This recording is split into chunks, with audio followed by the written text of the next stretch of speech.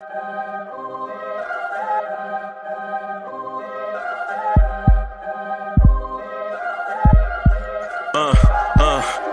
rank where the view is nothing less than phenomenal for how I express and project from my abdominal. The only view better, both my daddy and my mama know. No living parents, my sons give me balance. My wife is my serenity, this mic is my identity. The world is foul enough, that's why I write without obscenities. Provoking danger with broken language and spoken anguish. Begging to get hurt, why would you ask to go through changes? Yes, Lord, life's a chessboard, master the angles. Control the tempo, be the one who holds the info. Acknowledge is just as deadly as machete swings. When spoken, the truth is as potent as that Medellin. While others swear the style is free, I just let it ring. Our time is undervalued, soldiers make us better kings. My fans on my shoulder, reaching after better things. Today I take the shot, for them I'd rather set the screen. My mama told me follow my dreams. My daddy told me get it by any means. Stand tall, make him bow to a king. But I've evolved, you can see the resolve. Look in my eyes when you speaking to God. Life and for those who we caught up in using what I was taught with the muse. I guess they call it proving I'm more than an artist. Penciling out my darkest while stenciling out a harvest. And storing what gets me from A to B, just like garages. Instrumental with collages. Envision what I've been drawing. Broadway to give you rhythm like the great Lena Horne. So bent on, found comfort in the storm. Find peace and on when you see them others perform. Organized chaos, outcasted like hey ya. Yo, party people in the place to be. What's good? It's your man, Uncle Freezy. What's good? Today is a good day. Today is a good day. First of all, welcome. Welcome to the next morning drive. Like I just mentioned, I'm your man, Uncle Freezy. I'm excited today because it's the first day of training camp. Man, I can't wait for little stuff to come out. Like RJ Barrett is actually 6'7". Emmanuel quickly has handles. You know what I'm saying? Obi Toppin has a jumper. But what I'm most excited about is training camp battles. Training camp battles. Can't wait to see that, man. The original DSJ is in the building. What's good? What I'm excited about is training camp battles. White Falcons is in the building. Right? I'm excited to see the new stuff. Right? I'm excited to see stuff like Quentin Grimes, Emmanuel Quickly, and Miles McBride going at it in camp. The rumor, the word on the street is that this kid Miles McBride can play defense. We'll see. We'll see. Because he got the right one now, right? Because he's going to be playing against Kemba Walker and Derrick Rose in training camp. Right? Robert Pye. What's good? Right? Right? What's good? Today is going to be a good day, man. Today is a good day. Today is a good day. No barking from the dog. No smog. And mama cooked a breakfast with no hog. Today is a good day. Right? I can't wait to hear the little rumblings coming out of camp. Who did what? Who looks impressive? Who doesn't? Right? This time last year, we were like, this is my recap from last year training camp. Dennis Smith Jr., maybe Tibbs can turn him into something. This might be Frank breakout year. You remember, hey, Soulfinger, what's good? This time last year, remember what the word was? Y'all remember the word on the street? Frank got to do something this year. Frank got to do something this year, man. Y'all remember that?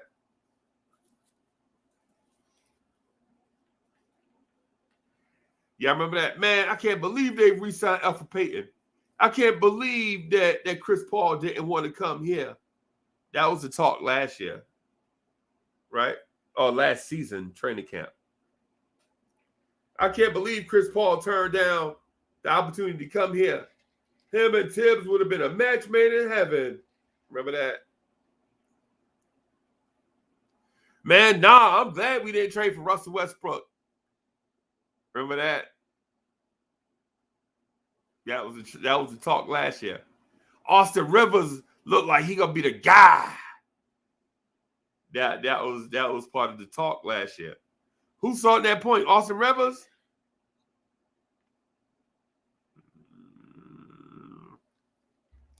Tibbs keeps saying this kid Quickly is one of the greatest shooters he's seen.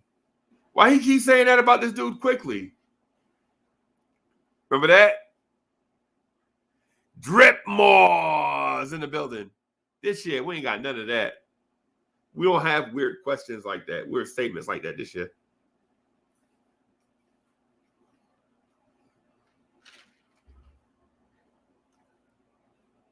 Last training camp was like, yo, this kid Obi might be the next Amari Stoudemire. Remember that? Not this year. Not this year. Nah. Not this year. Salute to the mods. What's good? Brooklyn Buddha. Buddha bad. What's good?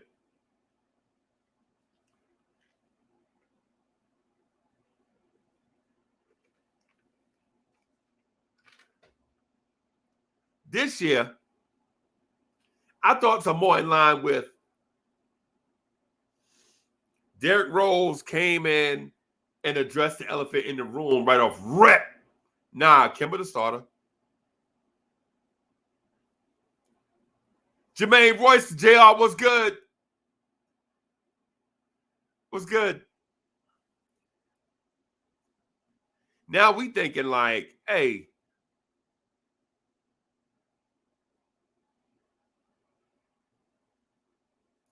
we got the makings of something here. We got the makings of something here. Right? We got the makings of something special. Right? We got the makings of something special. Man, Kemba Walker interview was so on point, bro.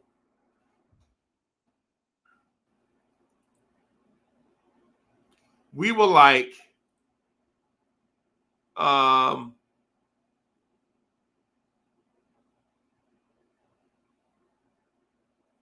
where is my Knicks stuff? There we go. We were like,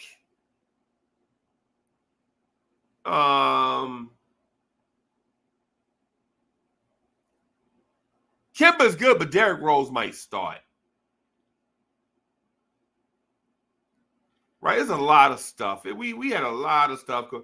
Kemba might have to come off the bench. They dipped that the bud off the rip. Off the rip. Excuse that. Kemba is classy, bro. Derrick Rose is a leader. Kemba is classy. Derrick Rose is a leader. They nipped what we thought was going to be beef right in the bud. And so did Julius Randle. The reporter asked Julius Randle about the perception of the team and all that stuff. Julius was like, hey, man, I just play ball, bro. It was the best answer he could have possibly given. Hey, Julius Randle was like, in the face of an open-ended, loaded, explosive question, Julius Randle was like, I'm just here to play ball, bro.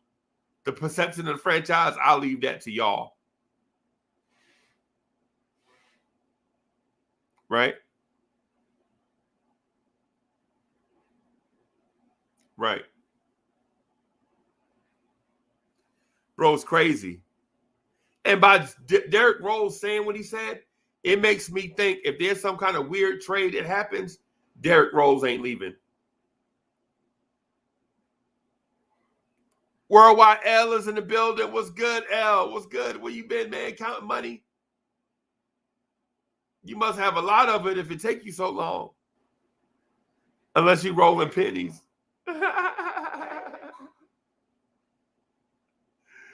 Eric Suriel, what's good? What's good? What's good? So we got a lot of things, man, we're going to have to talk about over the next few weeks before opening night. And unfortunately, I won't be in New York for opening night with y'all, but I will be in Orlando the next game. Felipe 210 is in the building. What's good? What's good? What's good?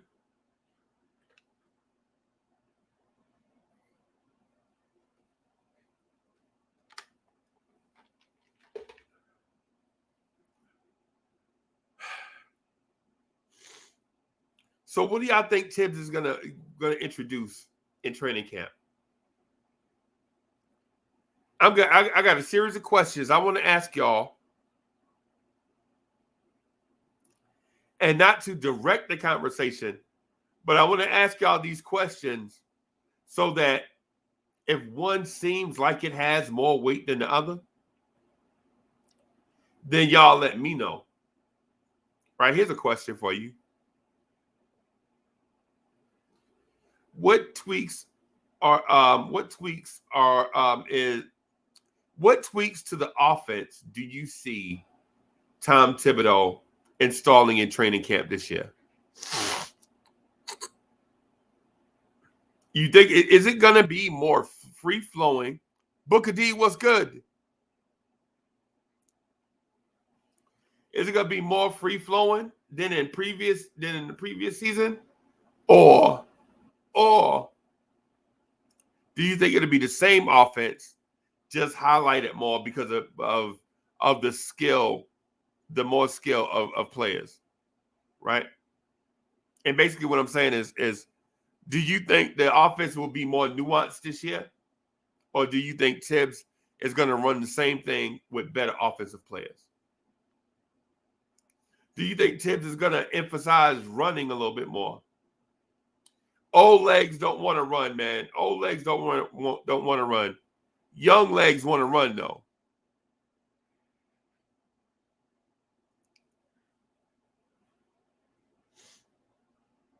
What do y'all think? That's just one question. That's one question, right? Do you think Tibbs is going to run a different offense? Or run a more nuanced offense now that he's back his second year back in the NBA? Had a year to see NBA defenses up front and jot down notes so that he can do more nuanced offense now? Or do you think he'll run the same offense, just taking advantage of more skilled players? That's one question. Here's another question.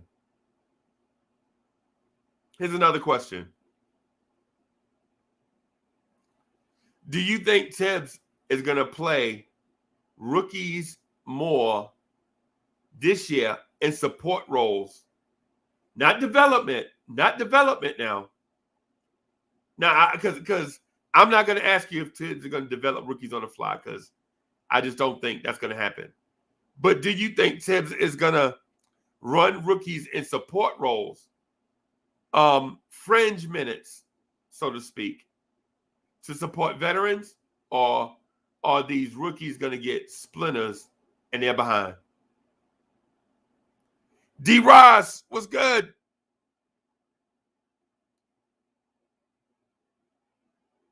That's the second question. Is Tibbs going to run rookies in support roles to supplement veteran minutes? Or do you think Tibbs is going to have these rookies with splinters and they behind?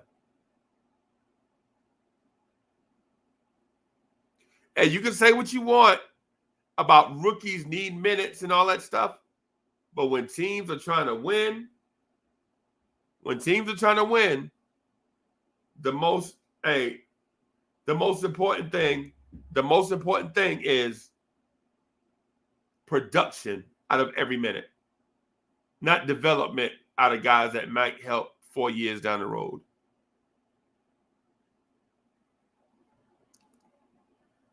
Right? That's your second question. Is Tibbs going to give rookies playing time? Right? Here's question number 3 for everybody. And this is just so that we'll have something to talk about as we move along and along. Right? Here's question number 3. Is Tibbs going to sacrifice continuity for best player at each position?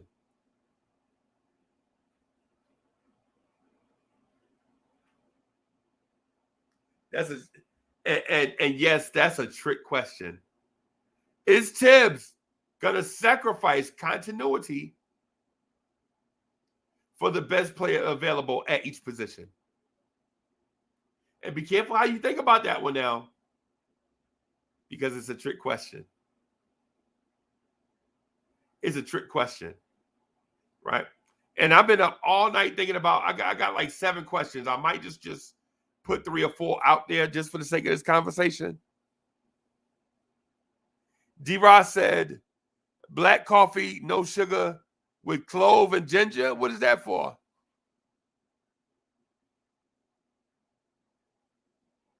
So is Tibbs going to sacrifice continuity for the best player available at each position? So there you have it. There you have it. Y'all let me know. All right, so the continuity question is out there. The play rookies question is out there.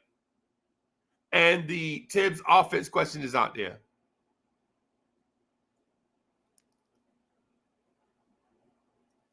Drip boy. Hey, Drip boy, I know I was kidding, bro. I was kidding. I was kidding. So, but listen. Y'all heard the questions. Tibbs offense. Play the rookies or continuity. So it's three different questions. As a matter of fact, let me jot these down.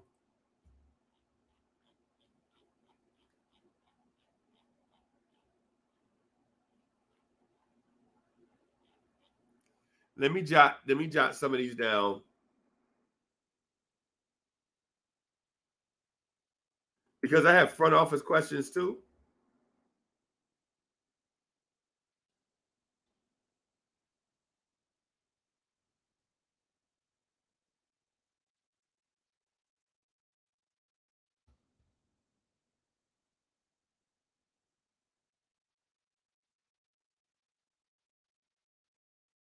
Highlighting or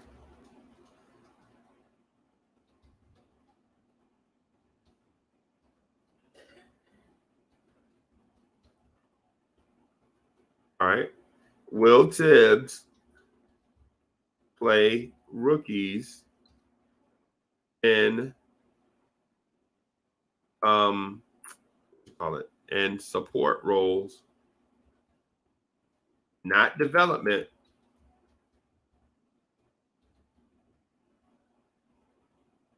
or sit them all together. And the third is, will Tibbs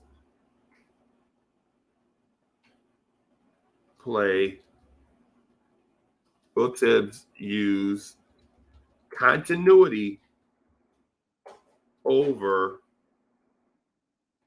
the best available player at the position?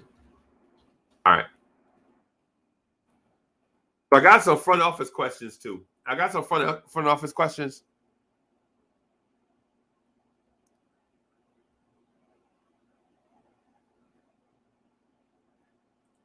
Hey, no, I'm good, bro. I just look terrible, and that don't even have nothing to do with the cold, bro. Some dudes are born looking like Tom Cruise or Idris Elba. I'm born looking like the dude that run the junkyard, right? And in terms of the voice, bro, it comes and goes, man. Ain't nothing I can do about that.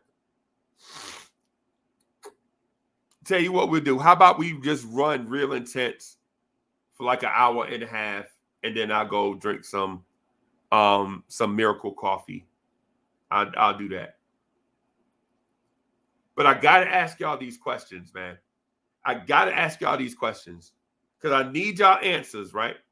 I need y'all answers because I need to know this for myself. Right?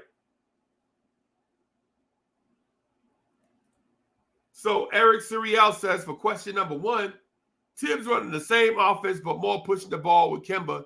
Easy fast break points. Also, Tibbs will use veterans. Rookies will play in the second half of the season. Okay. I will give you my opinion on, because Eric Suriel answered 2 questions, right?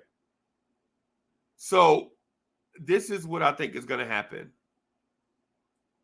right?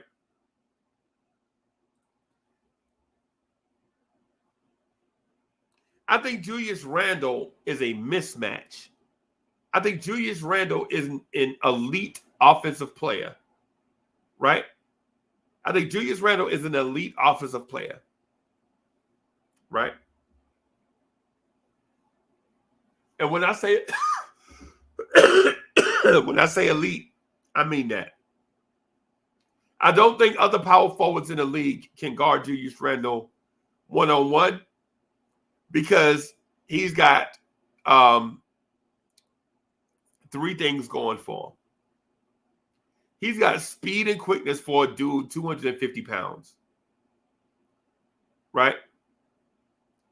And that's a plus in any era, right? But in today's basketball, teams are playing small ball, right? So what that does is it creates a mismatch that Julius Randle is a lot of times is going up against dudes 6'6", 6'7", 6'8", that way 210, 215, 220. He's got a size advantage, right? And on top of that, he has below the rim athleticism advantages above 90% of the dudes in the NBA. The speed size combination of Julius Randle, quickness is to his advantage.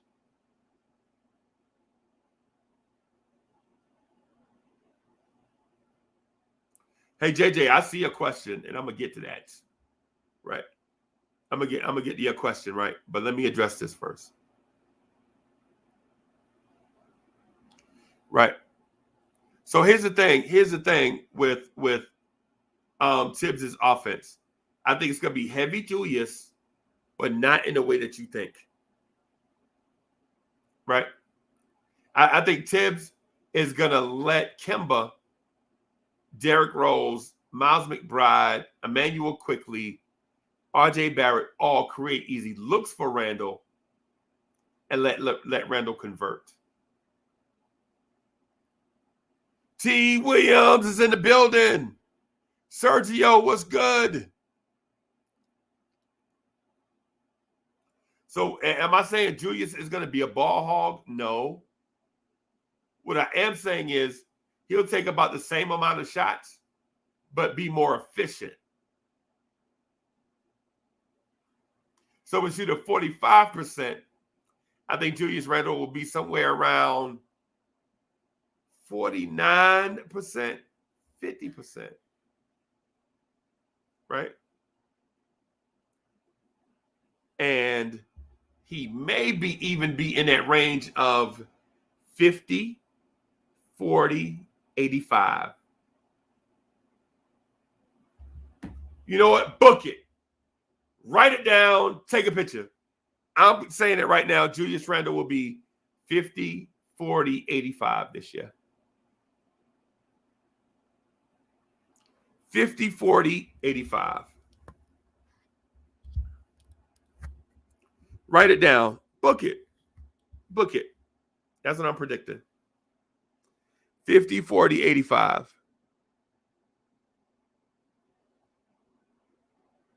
Right? And with that said, I also predicted the Knicks will have 2 All-Stars this year. Right? I think Julius Randle will be 1 because of his earned respect around the league. And I don't know if that second All-Star is going to be Kemba or RJ.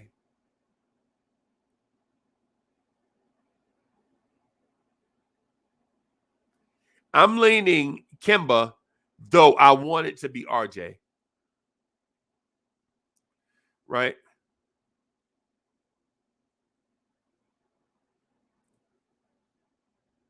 White Falcon says Randle got Anthony Davis and Giannis in front of him. No. Last year, that game in LA, Julius Randle could have, bro. I respect Anthony Davis as a player, but after last year's game, I think I might. And I know I'm a Knicks fan, and y'all swear up and down I'm a homer, and maybe I am. But after watching Julius Randle destroy Anthony Davis last season, I'm saying it's just closer than what y'all might think.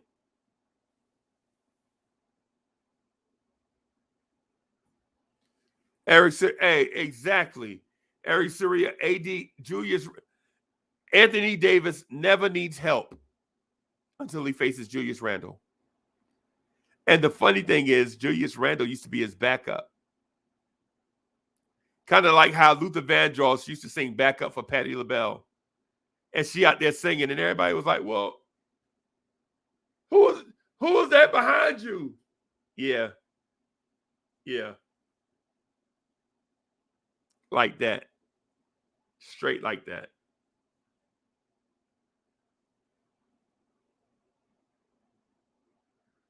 Stafford Don, what's good?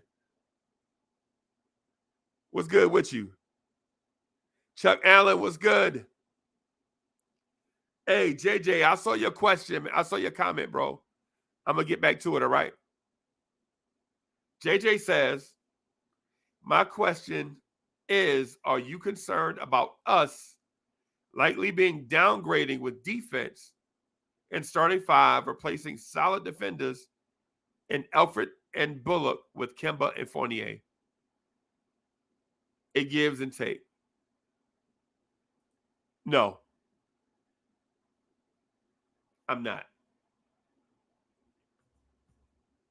It's as simple as that. Because when we looked at defensive win share metrics for the forward position last year across the league, including everybody, everybody for dudes that guarded forwards last year, including everybody that defended the forward position last year. Everybody. And I'm talking about lottie-dottie, everybody. Right? Reggie Bullock was ranked 18th. Chuck Allen. Salute. Finish your thought. Ladies and gentlemen, put them glasses down and get on your feet. Put your hands together for the internationally known, world acclaimed, most famous Knicks fan on Blorange Tears, Chuck Allen. Chuck Allen, ladies and gentlemen. Put your hands together.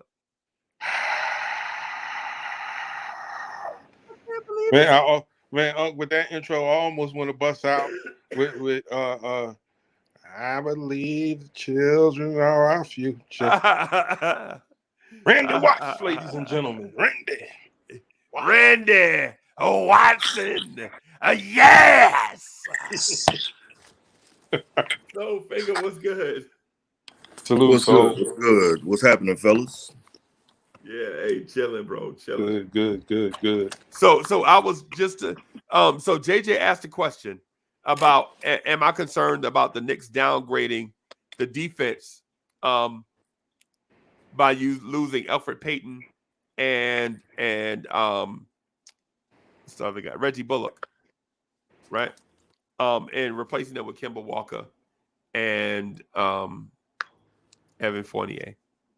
So, and my response to it is this. Or my response to that question is, I don't believe there is a significant enough downgrade defensively for us to consider making an adjustment for those guys. I think the adjustment was already planned. The adjustment is this. Reggie Bullock, with all that said, was ranked 18th amongst forwards against basically amongst wing players that guarded wings. He was ranked 18th. Right? Do you know who was ranked third? Who? It was a Knick. His name is Julius Randle. The Manhattan Mauler. Okay. Julius Randle is ranked third. Do you know who was ranked fifth? RJ Barrett. Now, we could say, well, Reggie Bullock played more number one options than RJ and Julius Randle, but they still but these guys played the same amount of games, right? So Reggie Bullock on this team, Reggie Bullock was number one in defending wing players, defending wing players that were number one option, right? Third in the NBA at that. And Elfrid Payton was number one on this team and number one in the NBA and guarding number one options across the board, Elfrid Payton, right? But the thing about that is for one, all number one options are not created equally. True. And two, you saw that they got exposed in the playoffs because they were defensive only. Yeah.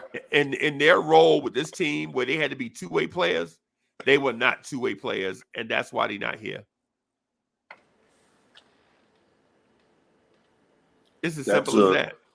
No, I mean, Freezer, that's a good way to break it down. And also you got the data to prove that, you know. Like you said, men lie, women lie, kids lie, numbers don't lie. You got it right there, man. Yeah, man. And we found it. And the odd thing about it is I wanted to find a metric to show that Reggie Bullock was elite. And when we looked up the metric, I had it on the screen. It showed RJ Barrett 5th and Julius Randle third, and it shocked everybody on the live stream at one time.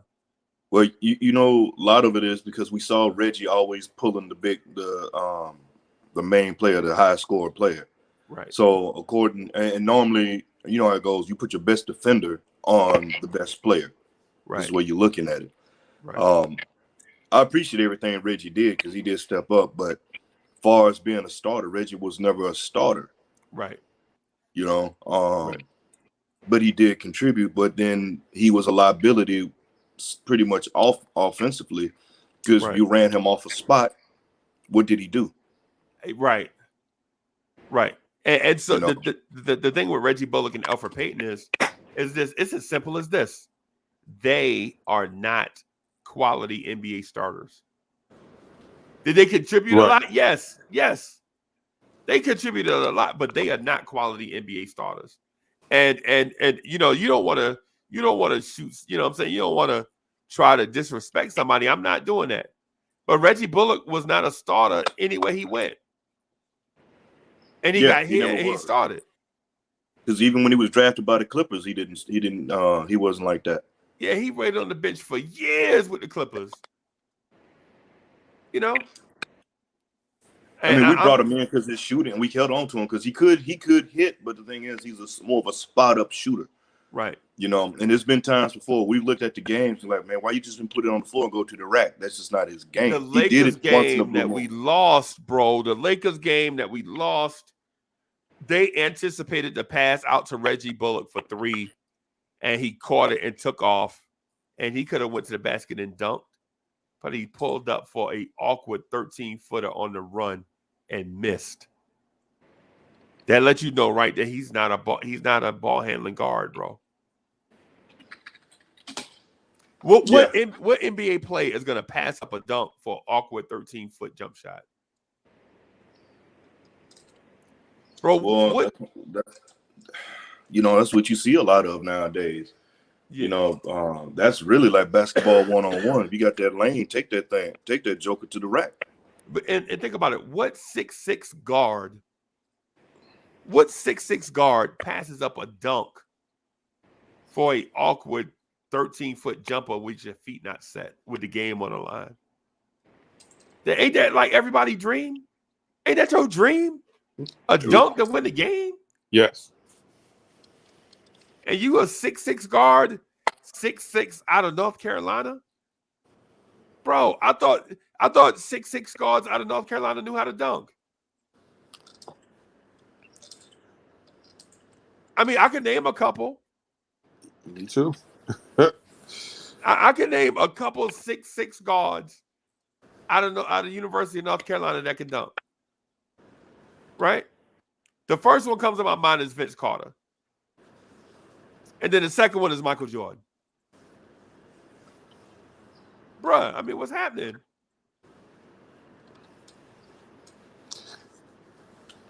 So I'm not gonna knock Reggie Bullock, right? I'm not gonna knock Reggie Bullock. But what I'm saying is hey, Jay Singh, what's good?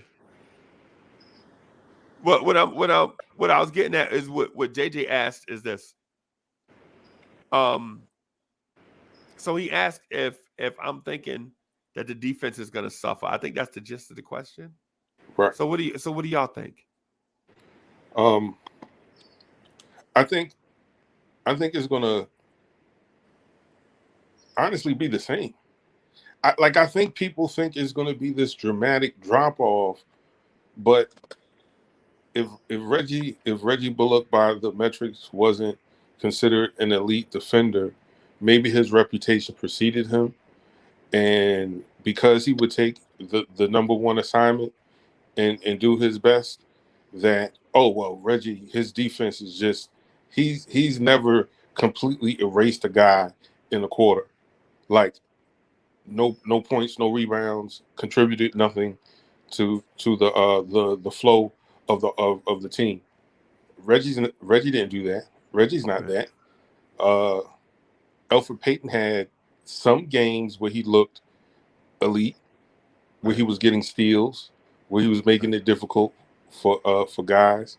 I think when you talk about being a championship contending team, yes, you need a bunch of willing defenders and be able to make key stops down the stretch.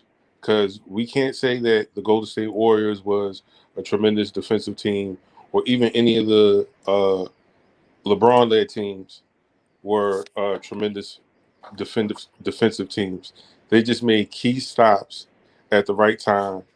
And in our case, we would make stops, but because we were limited offensively, we couldn't convert those. Right. So it was we put up a good defensive effort, took time off the clock, but couldn't convert, and then we'll lose within the last couple minutes of the game. So I think we're gonna be fine. I'm not even ready to even. I mean, there's no need in trying to push the panic button when it comes to the defense just yet. We haven't even played a game yet, and looking at things on paper. And looking at what it was from last year, yeah, we were pretty good on, we were good defensively last year, but who's to say things won't, change? Yes, we lose. Like you're saying, Elfrid Payton did bring defense, but also you got to look at it as this way. And it may come off kind of crazy, but it could be working the opposite. With Kemba being on the floor, with his offense, he's going to make whoever's defending him work. Right. That translates for us on the because by the time the other person gets the ball, or when it was us to play, it's our turn on defense.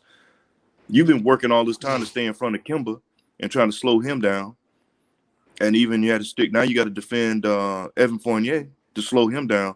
Don't you think they're going to be tired because you got time off when you had two cats on the floor that couldn't play that were not they were offensive liabilities in a sense. Right. Trae Young, what they do, like I said, that was the one we always people like to go back to, and I'm just going to use that as an example. We had Reggie out there, but Reggie, you hear Trae Young on his defensive lapses, but put them on somebody like Reggie.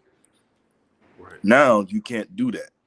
You can't do that with certain players. Now they got to play. They actually have to get out here and try to defend them or defend us, whoever they get, because if not, they're gonna bust them in their head.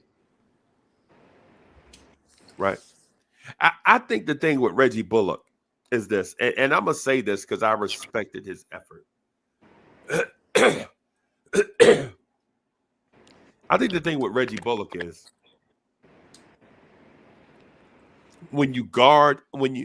every night when you have to guard a Bradley Beal, a Devin Booker, a Zach LaVine, a Brandon Ingram, a Paul George, Jason Tatum's, Jaylen Brown's, Ben Simmons. Your numbers get skewed because those guys are going to get theirs regardless of who the defender is. Yeah, it's just some cats you're not going to stop. You kind of want to slow them down at least. You can't stop them. Right. When you're talking about Elfrid Payton guarding Steph Curry's, Dame Lillard's, all these guys, his defensive metrics are going to look skewed because he takes on the number one option of every team in the backcourt every night, right?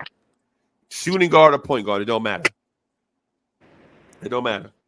Give you an example. Say the other team's best guy is Bradley Beal. Well, Elfrid Payton and Reggie Bullock are going to take turns on Bradley Beal all night, right? You ain't getting a situation where it's going to be RJ or such and such. But so what? Elfrid Payton's a veteran. Reggie Bullock's a veteran, right? RJ Barrett guarded, certain guys, and his defensive win share is high.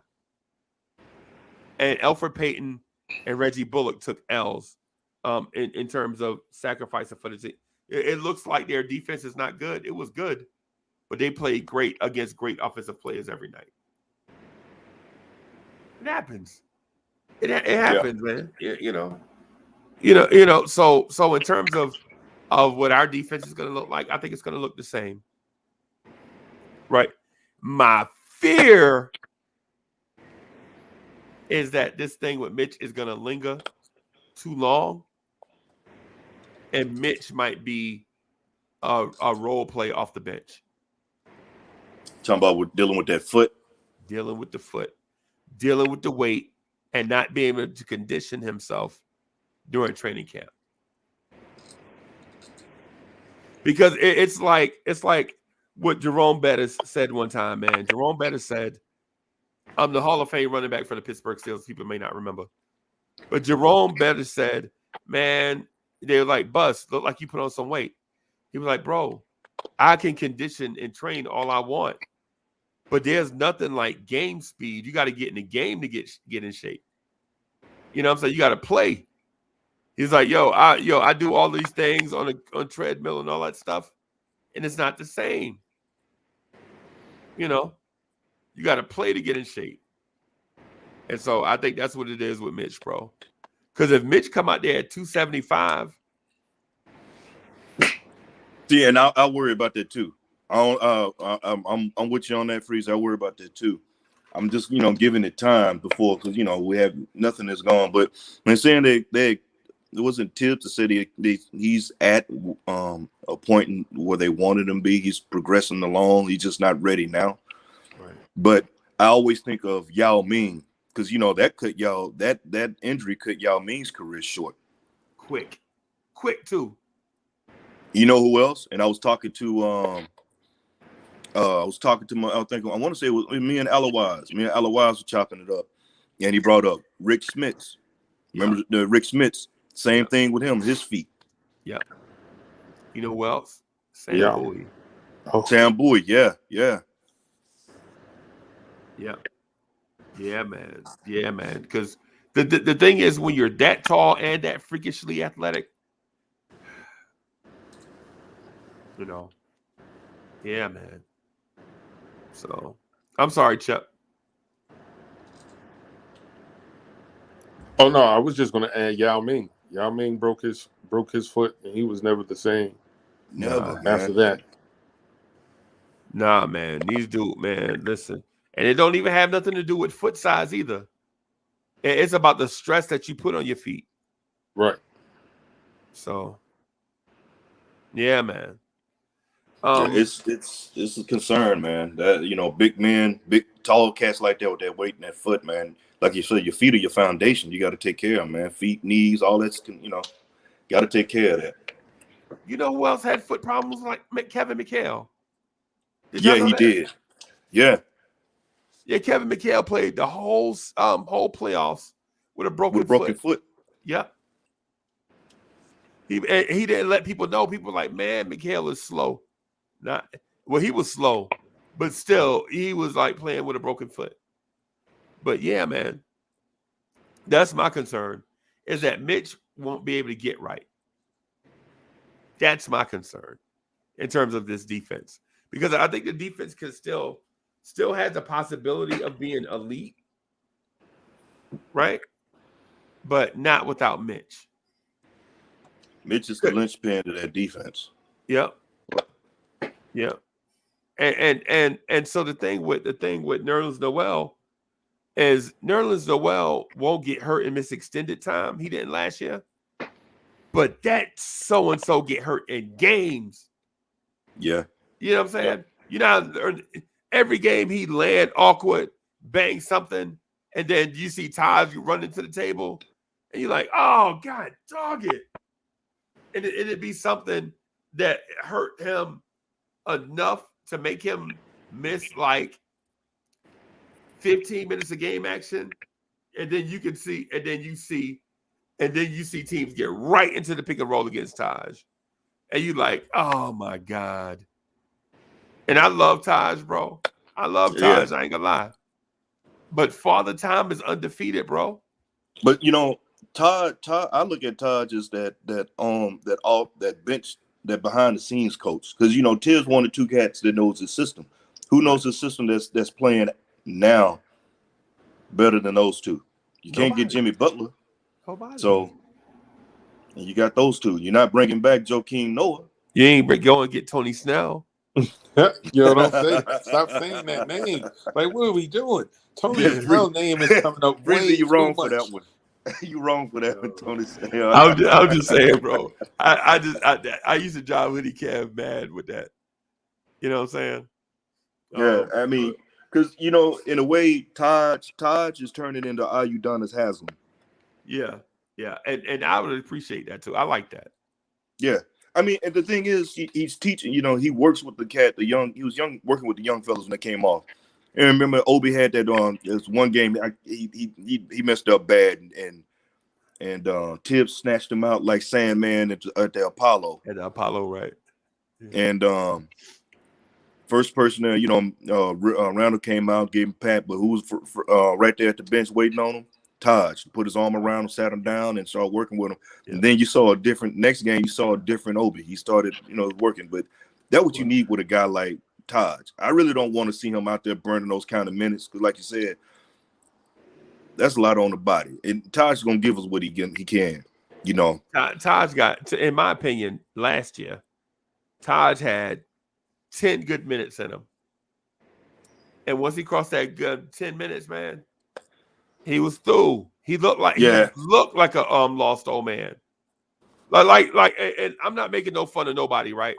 But you know how when you go to the mall and you see the older cat in the food court and everything is flying around him, like kids on their front, everything just going on real fast, and the old man like spinning around kind of like in a circle, and then his daughter come up to her daughter is like in her 40s or 50s. Like, hey, Pops, here we are.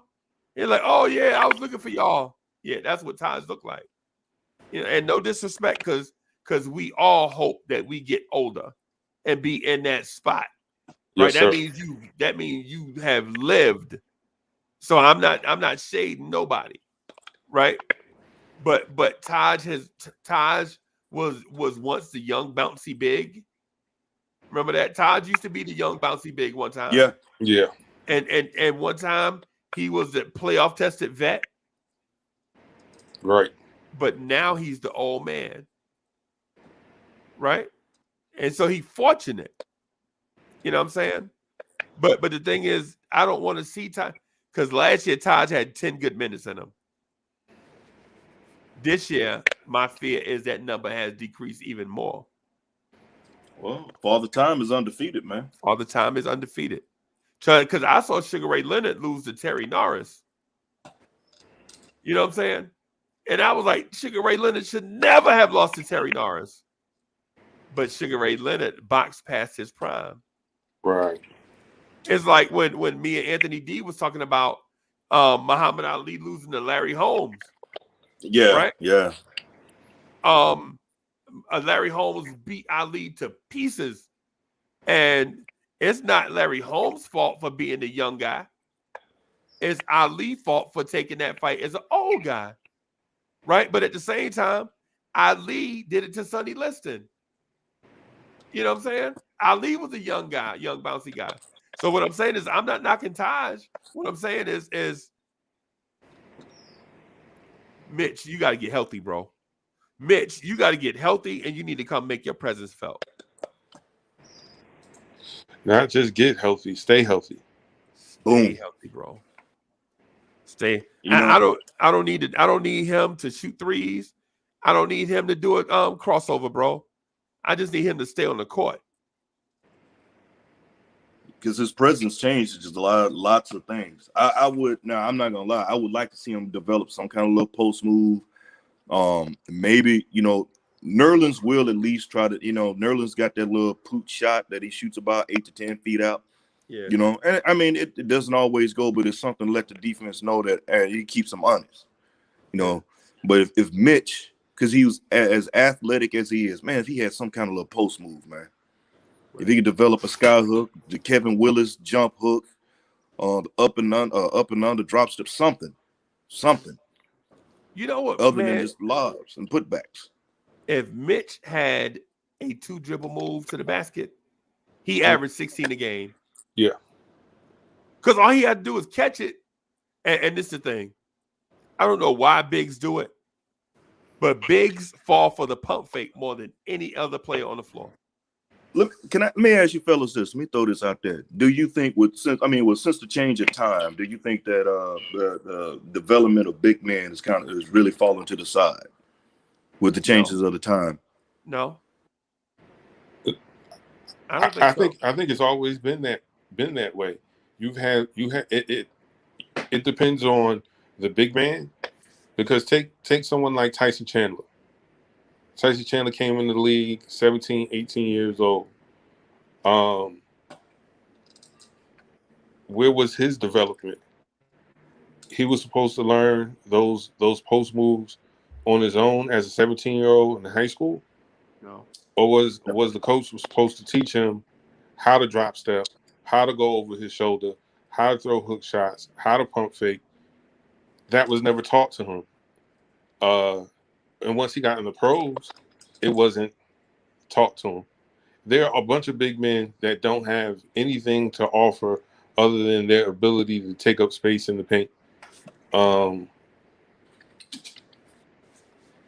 So I don't think it's anything different now.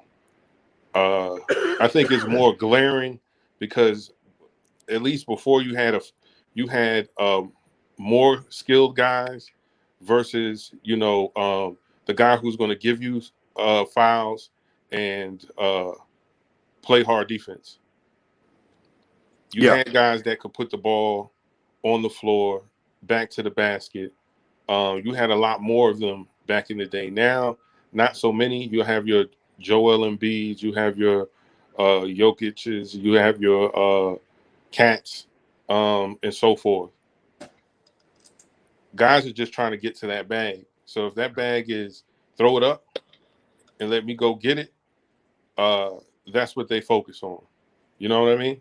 Right. Yeah, that's why I asked. You brought up some good points, and just to throw it, not to derail what you had going, Freeze. It's just something that had been on my mind. Just wanted to ask, get it to you, and since we had my man Chuck here, I want to get value opinion regarding that, because you're saying back in the days we had centers like Rick Smits could do more than just back to the basket. He could actually shoot that joker. We're looking at a young Pat, what he did. Alonzo Mourning had his moves. Akeem, he was a GOAT. So Akeem was on a whole nother stratosphere. For those that got to see Sabonis, Sabonis had, as I'm rolling, nowadays you got big men that just mainly shut out their either shoot a three or they don't have they taking up space. You don't have a lot of them. Now, Joker and Embiid is what you always look to. Then you got Big Cat, and we got Mitch. But I was looking, I would like to see him, defensively, Mitch is a monster, man. And those putbacks, you can't stop it. You hit him with a good pick and roll, he'll kill you. But I guess I guess you say I'm either a victim or I'm trapped in the ways of the old big men are old, where they had some kind of go-to move, something in the paint. I know back to the basketball is kind of like dead to the null and void, dead to an extent. But in some aspects, you need that, have that little escape move in your knapsack to be able to make moves. You know what I mean? Absolutely. Right. And so if I may, though, to your question, I don't think the development of the big man has gone away. I just think it's different. Because now I can dig it. I respect that. Because you mentioned like back to the basket moves and all those things. But let me throw this out there. If I told you that a guy 6'11", 240 might be one of the greatest scorers you've ever seen, and then I gave you his name, you would guess the wrong name, right? Because if I said 6'11", a 6'11" guy, 240, unstoppable going to the basket, immediately you're like, in today's NBA, that could be two players. Yeah. That could be Giannis or Kevin Durant. But then if I told you that Hakeem Olajuwon was 6'11", 240, you'd be like, The development is different. Right. The development is different. Like if I told you a dude, you know what I'm saying, 6'8", a forward, 6'8", 250, could grab the ball off the rim and push it the other way and get you into offense, the first name that would come to your mind as an NBA player is LeBron James. But Knicks fans will be thinking, what about Julius Randle? Yeah. You know what I'm saying? Because we see it more often than we see LeBron. You know what I'm saying? We see Julius Randle. Like we watch every Knicks game. We watch as many LeBron James games as we can, but we're not Lakers fans. Right? And so give you another example, right? If I told you a guy 6'10", 225 could really score that thing, you know what I'm saying, back in the day, you'd be thinking like, man, yeah, Kevin McHale. But that's the same size as Davis Bertans. I just think that the guys, big guys, just they develop, right? They just develop skills differently, right? Like people think Steve Novak was a little guy. Steve Novak was huge. Steve Novak was 6'10"? Yes. He was 6'10". Yes. Yeah, he just developed differently, bro. So I understand what you're saying, and I think that's an excellent question, bro. I think that's an excellent question, and the way you framed it, was interesting and poignant at the same time, bro. Because I mean, I'm sorry. I'm just saying. I don't mean to cut you off, but because we know the game developed. Because you got to look at. We look at Dirk Nowitzki is the prime example. He came into when he got into the league. He was 7-footer and wanted to make him a center, but he didn't play ball like a center. You had to develop in certain ways. Right. He was more of a shooter. And I guess I'm looking at because you had somebody like Ben Wallace that was 6'9" playing center. So you got the different anomalies the way they play. The old style, Willis Reed style. Yeah. So I guess because I'm looking at I guess I'm looking at it like I said. I'm a victim of the ways of old. Because who a young player today that does have old school moves is Jahlil Okafor. Yeah. He has good footwork. Granted, he got labeled a bust, but that comes down to the fact that he was Philly drafted him. They didn't have nothing but a bunch of young guys, and that whole process thing, you just loading up till I strike. And he got in the wrong system. He could have turned out to be something else instead of being the journeyman. And then like I said, and a lot of it too goes along with who's your coach. Now, and like with Mitch has been through a lot. Because look at the coaches he had to go. He's gone through along with the injuries. Right. I think Tibbs is the right person for him. It's just that right now it's this foot, man. It's this foot. I mean, I do have concern about that foot. I'm not gonna lie to you. Right. And the thing about Okafor too, is why would you keep drafting bigs to the same team? So what do you need with Embiid, Okafor, Nerlens Noel, Dario Saric, Rashawn Holmes? Why do you need five centers? They drafted from the 80s. They drafted from the 80s, where you got to get that big. Well, don't y'all remember like with Okafor? Okafor had an issue adjusting to life in Philly. Y'all remember that video where he loaded up and he knocked the dude out the picture. Jeez, please, boy, that was like on a video game. Get over here. Ugh. Yeah, he punched the dude out the screen, bro. And the crazy thing about it was, and then they brought it. Well, he's not used to losing. He came from, he was a winner in college. He came and did winning in high school. Yeah, and winning in high school. So, and like I said, he had a hard time adjusting, man. But yeah, it was like a video game, man. It was like Mortal Kombat, finishing.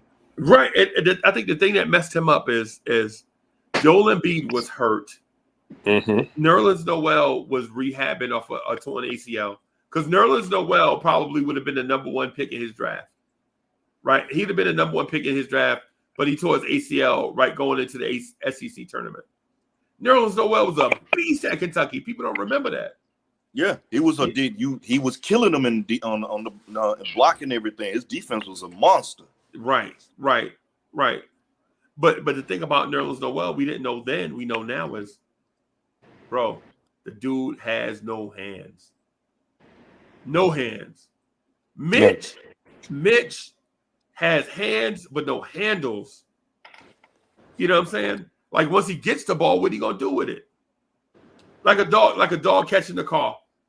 Right? If the dog catches the car, what he gonna do with it? Because the dog gonna chase the car regardless. Right. You know what I'm saying? But when he catch it, what he gonna do with it? Nothing. Ain't nothing he can do with it. You know what I'm saying? So, but the thing is, though, with Mitch is and somebody put it in the chat. They was like, "Yo, this is Mitch's fourth year, man. We can't keep talking about potential with Mitch." And I kind of agree, right? Except him and Jericho Sims are about the same age.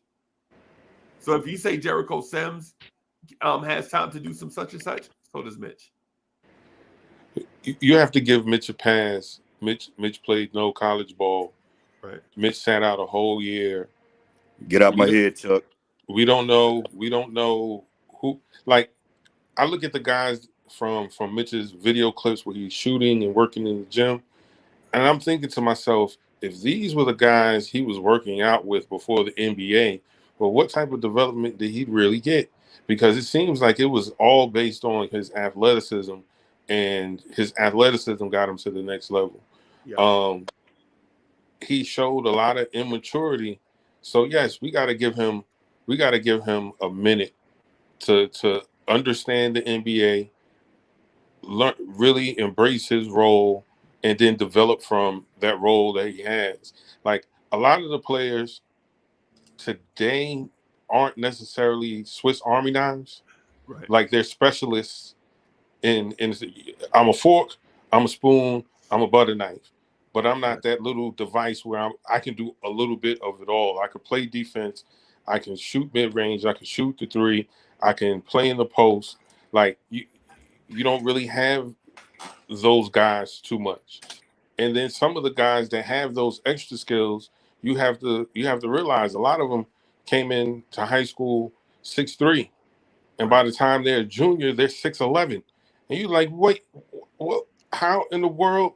And they've developed point guard skills because they've been playing point guard for the past two years, or shooting guard for the past 4 years, right, before they hit their growth spurt.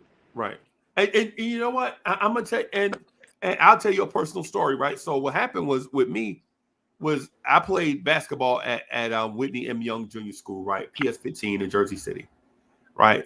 Mr. Marcellus said, "Yo, yeah, come on, man. You know, come on over. You know, we'll blah blah blah. You know, or go. You know, because I wanted to go to St. Anthony's, right? And I got the paperwork for St. Anthony's.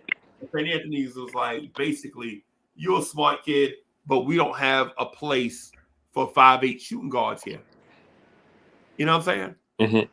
And I was like, it break your heart. You know what I'm saying? It break your heart because you know you want to go play for Coach Hurley. You know what I'm saying? Right. You know, he's played. I was around him all those years in the Police Athletic League, all these different things. And so, you know, you get to a point where you got to do something. And I wasn't even 5'8". I was almost 5'8", like 5'7" and some change in 8th grade, right? So break your heart, you know. So I go to this school called Dickinson. Go to Dickinson High. I talked to the coach before the summer. He like, yeah, kid, you got to rep. You're a smart kid. You can play. You know what I'm saying? Come to try out. Make sure you're ready. Take this thing serious.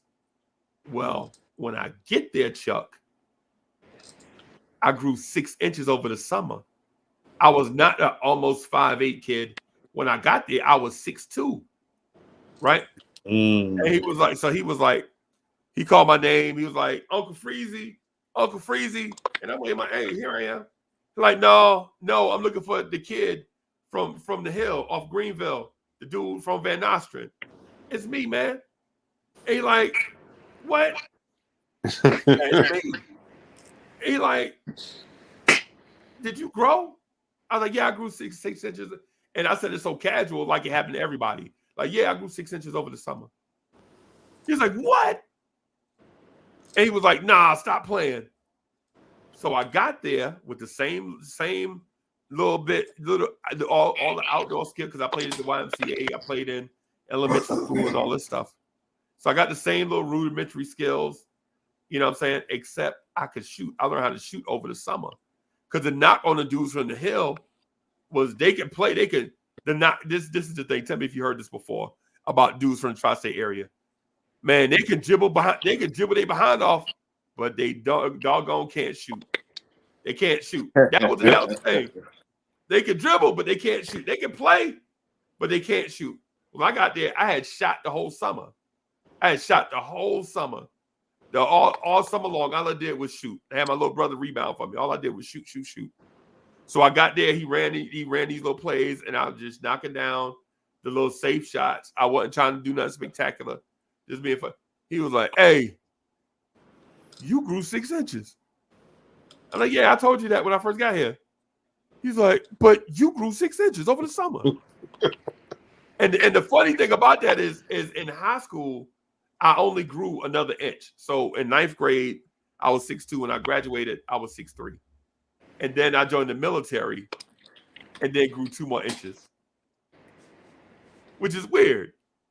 You know that happens. The military thing. I don't know what it does to you, but it makes you do weird.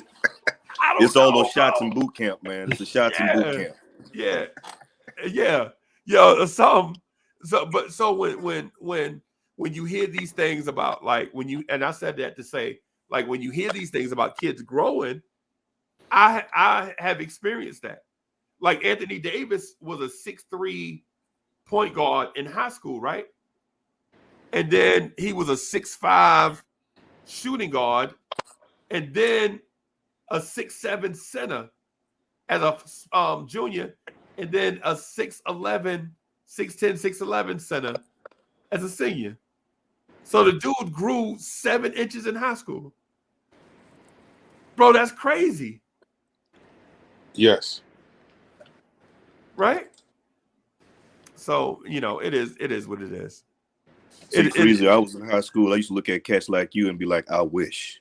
Man, I graduated high school 5'9", 128 pounds. Bro. I didn't grow until I joined the military, and I got to I'm pretty much like 6'2" now. So right. 6'2", 230. I was running around at that time. Okay. Man, I wish I was 230 back then. But I wish. In the military, I was Chuck Allen, no lie, I was boxing at 6'5", 199. But I was boxing super heavy at 200 pounds. And so what I had to do is before every boxing match, they made me drink a gallon of water. I would legit be walking around with a gallon of water. To put on weight. And lemons, yeah. Like, because the lemons for some, not lemons, salt. So they was like, look at the salt cubes and drinking water. They try that weight, that water weight. Yeah. Because by the time the match started, because I would weigh in at about 204. When the match was over, I'd be at 198. Yeah, I just couldn't help it back then. But now, bro, I can watch you eat a cheeseburger and gain 3 pounds. Yeah, bro. So height makes a difference. I remember when Bobby Bowden came to our school to see our middle linebacker, who was like his stats were off the charts. Right. They were sneaking and allowing him to play varsity since the 7th grade. Yeah. Everybody's like, that ain't Gus out there. But anyway, they came to see him, and he was like, "Oh, y'all got a will linebacker, Allen. Let me see Allen." So I go out there, salute. What's up, boss? What's up, Uncle Freezy? How you doing, man? Pretty good. Yourself? Man, I'm okay. Salute. How you been getting along, man? Working like crazy. Okay. Let me do it before Chuck Allen finishes. Let me do it. Danny Landis is in the building. What's good? Trying to get over this cold, man.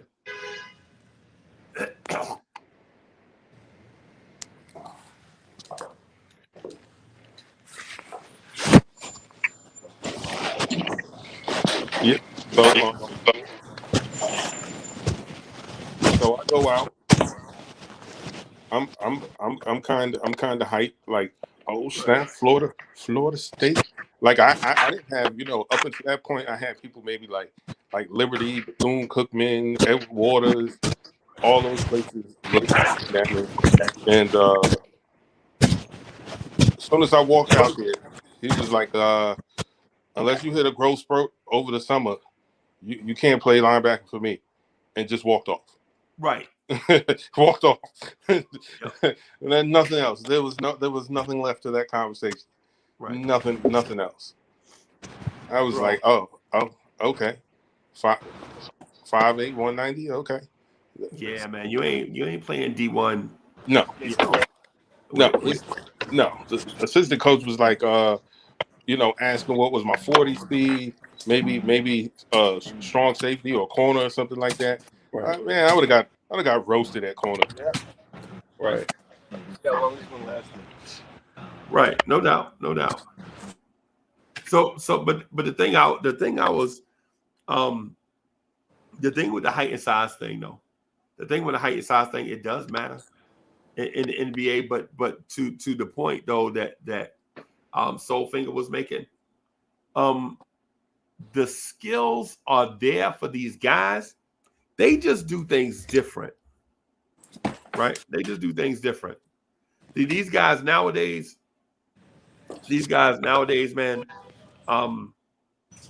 instead of like back to the basket game, they have this face-up game that's unreal. These guys move like guards, and it makes me almost sick to my stomach, man, when I think about Kwame Brown. Right. Oh, God. Because Kwame Brown was a bust, because in the era that he grew up in the era he came up in, you had to have back to the basket game. But if he was the number one, if he was to come out in this draft, I still think he would have been the number one pick, bro. Because the way things have changed and everything, and he probably would have been with a different organization too, because that was his whole situation was jacked up from the jump, man. But Kwame Brown was a run jump athlete. Yeah. With handles that could shoot and pass. In but today's they want him NBA, he would have been a god. Yep. But it's like if Pat Ewing was to come out in this Pat Ewing, a shooting big man now. Yeah.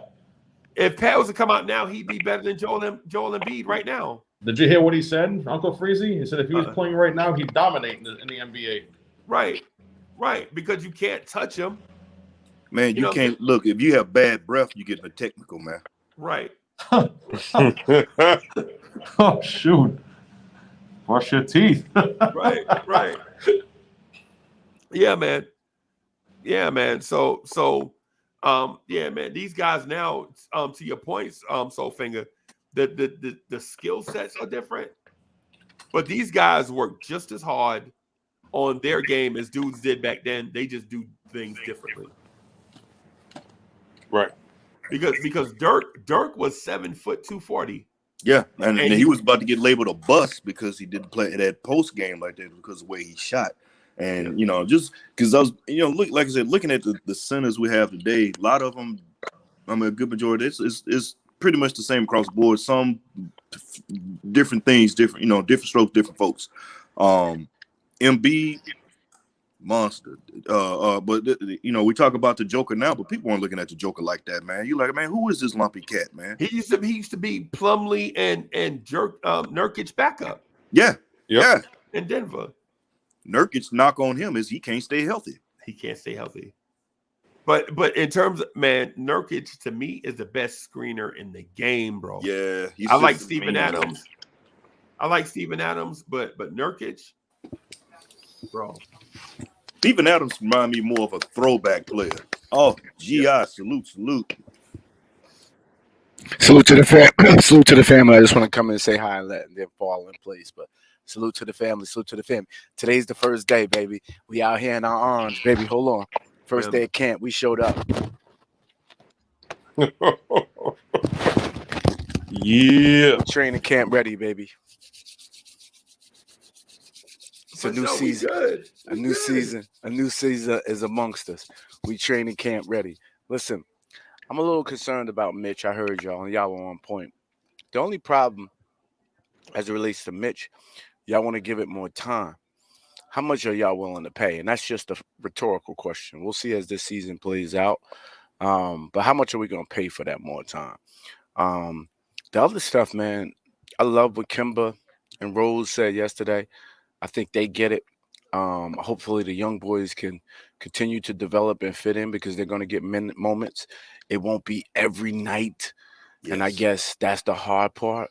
But when they get them shining moments, I think they realize the management's going to believe in them. And, you know, they're going to be able to travel around, see the different arenas, how things move. It's still a COVID era.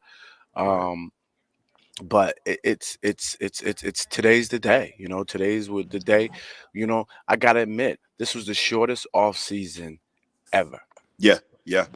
The shortest off because just excited. The conversation, the content. Freezy, thank you. Danny Landis in the building. I see you. You know, he just wanted to show that, you know, the real ties matter, not just the bow ties, because GI is only up here with a bow tie. You know, real ties matter. Right. You know what I mean? It's all about the knot game. But so who has the best track programs in the state of New Jersey? It moves. But historically, I think historically it's Jersey City. Jersey City, but you know, again, when you say feeder track programs or high school, because Jersey City is not a high school. So which high school? There's no such thing as Jersey City High. I know. We know. See, what? I feel like you're throwing shade at me now. No. Which school? Because I could show you lean years for Schneider. I could show you lean years for Lincoln, Ferris, Maris. When you have that many high schools, it's hard to be dominant every year. Yeah, that's the problems with big cities in New Jersey. They don't have that down south. They build one big school for 1,000 students, and you go in there and battle it out. South Jersey is like that. Willingboro made sure all the kids went to one school. All the track kids went to one school. So, you know, it's a little harder for us urban areas. But our feeder programs are phenomenal. Very, very phenomenal feeder programs. I had one more thing. One last thing, because I wanted to come in rapid fire because I've been listening for a while, and then I'm gonna go on mute and participate in the conversation. Y'all know me. It's nothing better than this building of the minds. This iron sharpens iron 1-on-1. Right. But get serious for a sec. Kyrie Irving, you're a bozo. You can, hold on a sec.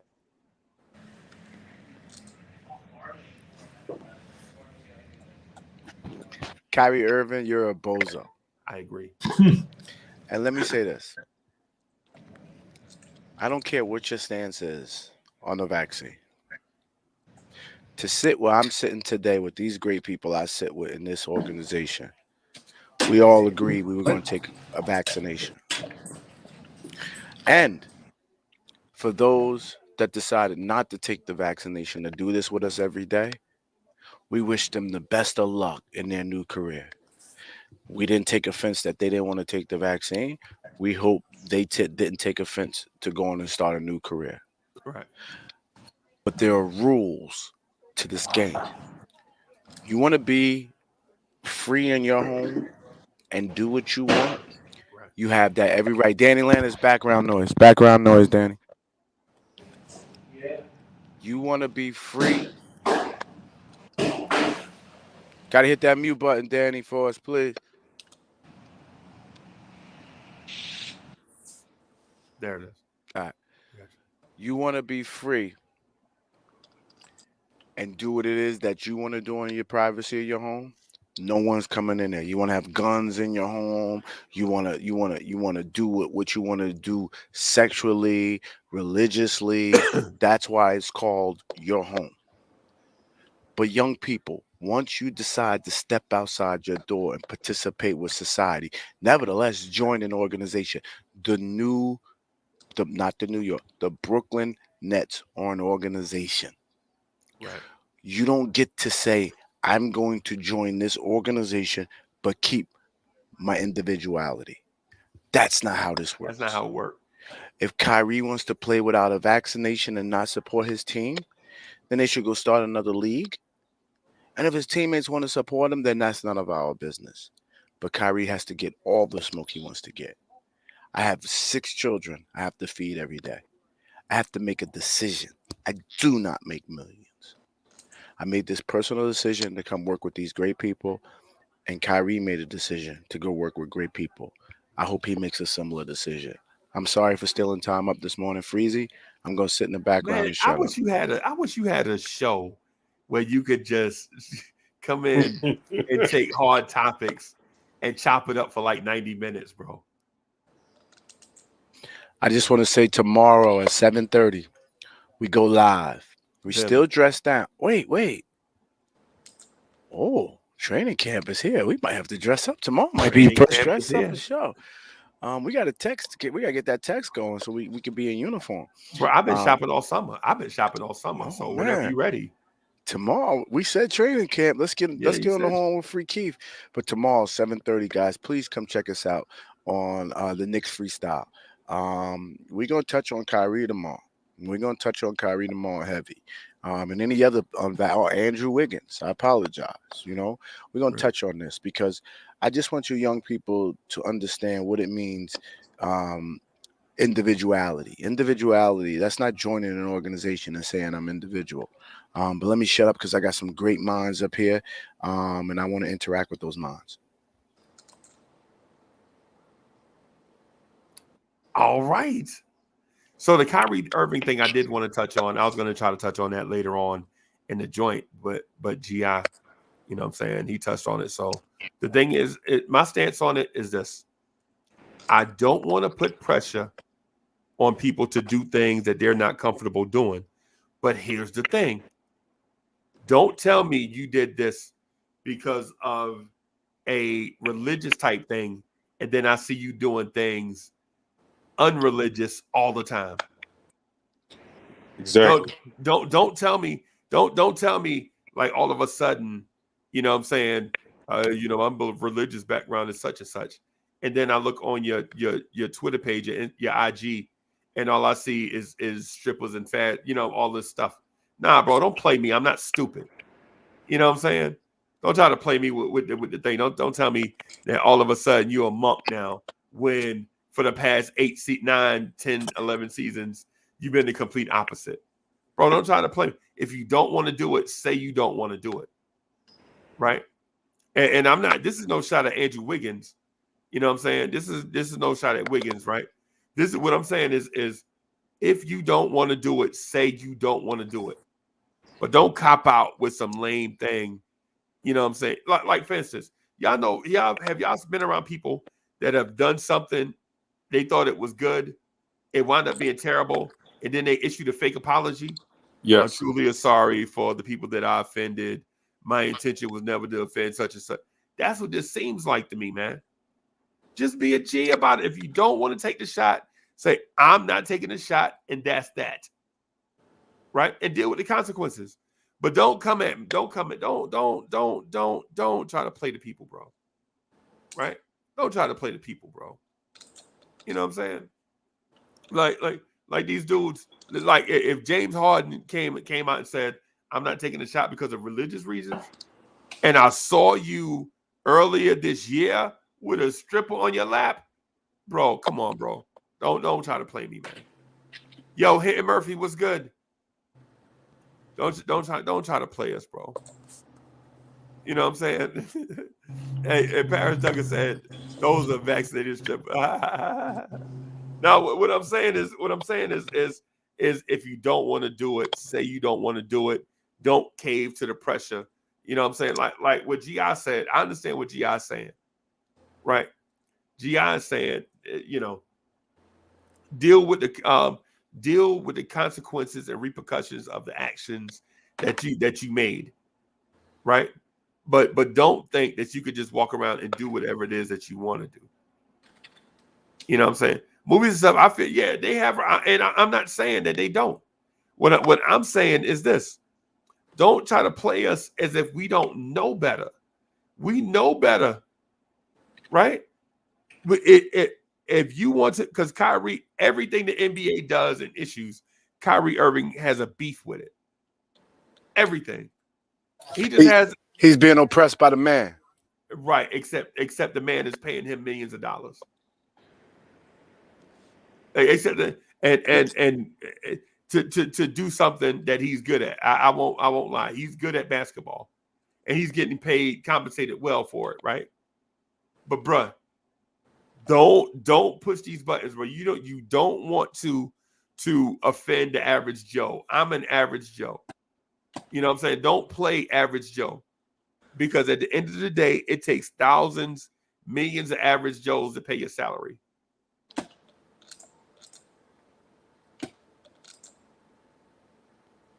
Right? That's what I'm saying. That's all I'm getting at.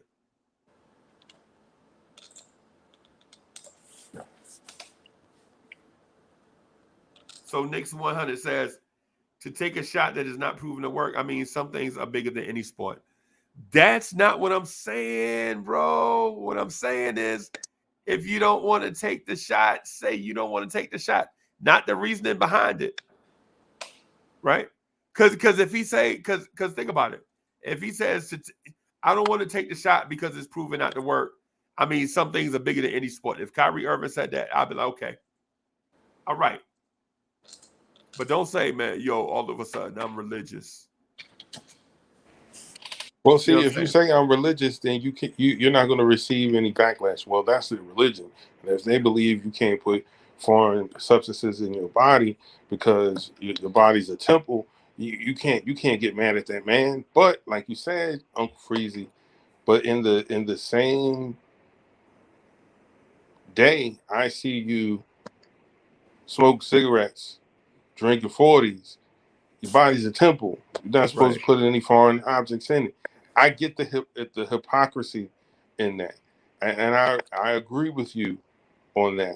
I know someone in the chat said something about them being millionaires, and millionaires have nothing to do with it. Like if I have a business and my business says you must wear khakis and a blue shirt every day, right? You can't come to me with a pink shirt and orange pants talk about, well, I don't feel like it. This is what I have. Well, then no, you got to go, because these are the rules for my business. Got to go. If you don't like these rules, then you go do what you want to do elsewhere. But when you walk through these doors, you better have on khakis and a blue shirt. Simple. Right. Man, and the odd thing, man, is this. On Blorange Tears, we are not afraid to talk about certain stuff. And some people get frustrated with me, and then they're like, man, I ain't never coming back to yo. Man, look, say la vie, bro. Say la vie. You know what I'm saying? So, but then they come back. But then they still come back. But yeah. They get me with that, bro. Other channels don't do what y'all doing, man. Y'all be talking about such and such. I know. But we have conversations here. You know what I'm saying? We have dialogue, open dialogue between people, man. Everybody's not going to agree. But the thing that we have is free dialogue back and forth. People state their opinion. People will state their opinion, right? And I'll state mine. And I'm going to be steadfast in mine. You know what I'm saying? We won't waver. You know what I'm saying? We good. You know. But the thing, it frustrates me with Kyrie, man. It seems like every issue, every stance, every time he could take a stance and be disruptive, he do it. And it don't even seem like, and when LeBron was like, yo, it might be too early coming off the George Floyd thing. I don't know if we ready to play ball. Kyrie was like, nah, man, we ready to play ball. Man, we'll start our own league. Man, come on, Kyrie, man, come on. I'm nauseous with Kyrie, bro. I'm like, every time as soon as this happened, I was like, as soon as the New York stuff happened, I was like, watch Kyrie in my mind now. Watch Kyrie do something, and it always be something. You know what I mean? I got in-laws like that, right? everybody agreed what we gonna have for Thanksgiving dinner, and like 2 days before, they like, yo, but what if? I mean, Mama said she don't like. Well, y'all stay at y'all house and eat then. Don't come over here. Don't come over here. Facts. You know what I'm saying? Because y'all know if y'all come over here with that mess, we ain't having it. You know what I'm saying? I mean, I mean, I don't know if people in the chat have people in their lives like that, like the ones that every opening there is to insert something, they insert something, right? And you like for instance, you like, yo, we got 4 bedrooms. You know what I'm saying? We're gonna go sneak down here to this little joint. We're gonna hang out for a little while. You know what I'm saying? Don't bring nobody, don't do nothing stupid. And then the day of, you know, I'm like, yo, I thought y'all said y'all was leaving at 6, just like 7:30, 7:45. I thought y'all was leaving at 6. Nah, man. My girl said, and you know what I'm saying, I gotta bring my girl and her mama. Bro, we ain't got no room for your girl and her mama. Is you crazy? And you're like, man, come on, dog. Why you always be acting like, come on, man. Nah, don't turn this into that. If you listen, stay home. It's an option. You know what I'm saying? That's what I feel like with Kyrie, man. I know that might be over the top, but you know. Hey.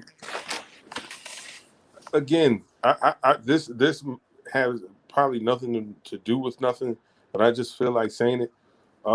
There's a reason why he went to Brooklyn, because that like those dudes feel like the new man. I went on the other side of Fort Greene Park. I was going to Atlantic Mall to the Best Buy, and I was just walking, and I was just like, why has everybody got on these stupid, ridiculously oversized sweater caps? And I was like, this is gentrified Brooklyn. Wow. They sell mayonnaise for 12. There's a store that sells nothing but mayonnaise. Get out of here. Oh, really? Yes. Get out of here. They were selling ball peanuts for $7 a bag. Get out of here. Drugs. Ball peanuts. Down here, you getting that for $2.50. Come on, man. And you getting more. Exactly. And I was like, yo, why are people? But it's a vibe over there that those dudes just fit that vibe over there. Is not. You remember the Village back in the day? Oh yeah. You know what I'm saying? Oh yeah. Yeah. So I'm gonna just leave it like that. Right. I'm gonna just leave it like that, man. But the thing is we make choices, right? So there are decisions to be made, and we make decisions based on our personal beliefs, right? But don't be phony with it, bro. Like the thing about it, if you want to see Uncle Freezy Hulk out, be somebody who you're not around me, right? That make me Hulk out, right? I'm as cool and relaxed as the day is long, but I can't stand fakes and phonies. Yeah, be yourself. Yeah. Exactly. You know what I'm saying? Like when you like dudes, like I'll give you an example. Don't say you're a hardcore NBA fan around me, bro. I'm a hardcore NBA fan. I do a YouTube channel almost every day. I'll be on while y'all was talking, I was shopping on fanatics.com, looking for Knicks stuff. You know what I'm saying? I do this, right? I do say, man, I love the NBA. Who LeBron playing with this year? What? That's not hardcore NBA fan to me. To me, hardcore NBA fan is like, yo, the Knicks point guard rotation is Kemba, Rose, and McBride, is such and such. You know, that's hardcore NBA fan to me. But you ain't got to be like, and I'm not, and listen, I might be wrong for calling Kyrie a drama queen, right? Because I think that's what I'm alluding to. And I'm probably wrong for that and should apologize, right? Because it is, Yo, Atmosphere Audio was in the building. Gregory Castillo was good. It's good to see y'all, man. Sam Holt is in the building. And Greenhouse was good. Was good. But the thing with Kyrie, man, it's like every time the opportunity to take a stance is there, my man takes his opportunity to take a stance. That's just what it seemed like to me, and maybe I'm wrong. And I wish somebody could educate me if I'm wrong. But I have that feeling that's what this is. And if I am wrong, personally, I will accept the fact that I'm wrong. But it seems as if every time there's an opportunity for Kyrie to take a stance on something, he takes a stance on something. And you can't say you're for the people when you live a lifestyle that people can't relate to. And that's not a knock on you. But it's so easy to sit up high and look low and say, well, this is what the people should be doing. And I'm doing this for the people. You know, the people had your opportunity. There's no question what the people will be doing. Listen, this vaccine may or may not kill us. I don't have the answers to it. Right. But what I do know is it's a choice. Right. The NBA is a privilege. You can't sit in the NBA like you're sitting in some classroom and say, I have this right to be educated without getting a vaccine. That's a legitimate argument. To say I have a right to make $100 million without getting a vaccine, only a buffoon, only an idiot. I need to tell y'all, real people that deal with real problems every day aren't thinking about looking at Kyrie as a reasonable man. He's completely unreasonable. He can never sit at the table with me. I don't care. That's not how integrity works. Just because somebody has money, they don't become your voice. They don't lead the way for you. Actually, they're trolling you. They're taking advantage of you. Ignore Kyrie. Focus on the New York Knicks. Right. And you know what? And G-Man for life is going to go upside our head.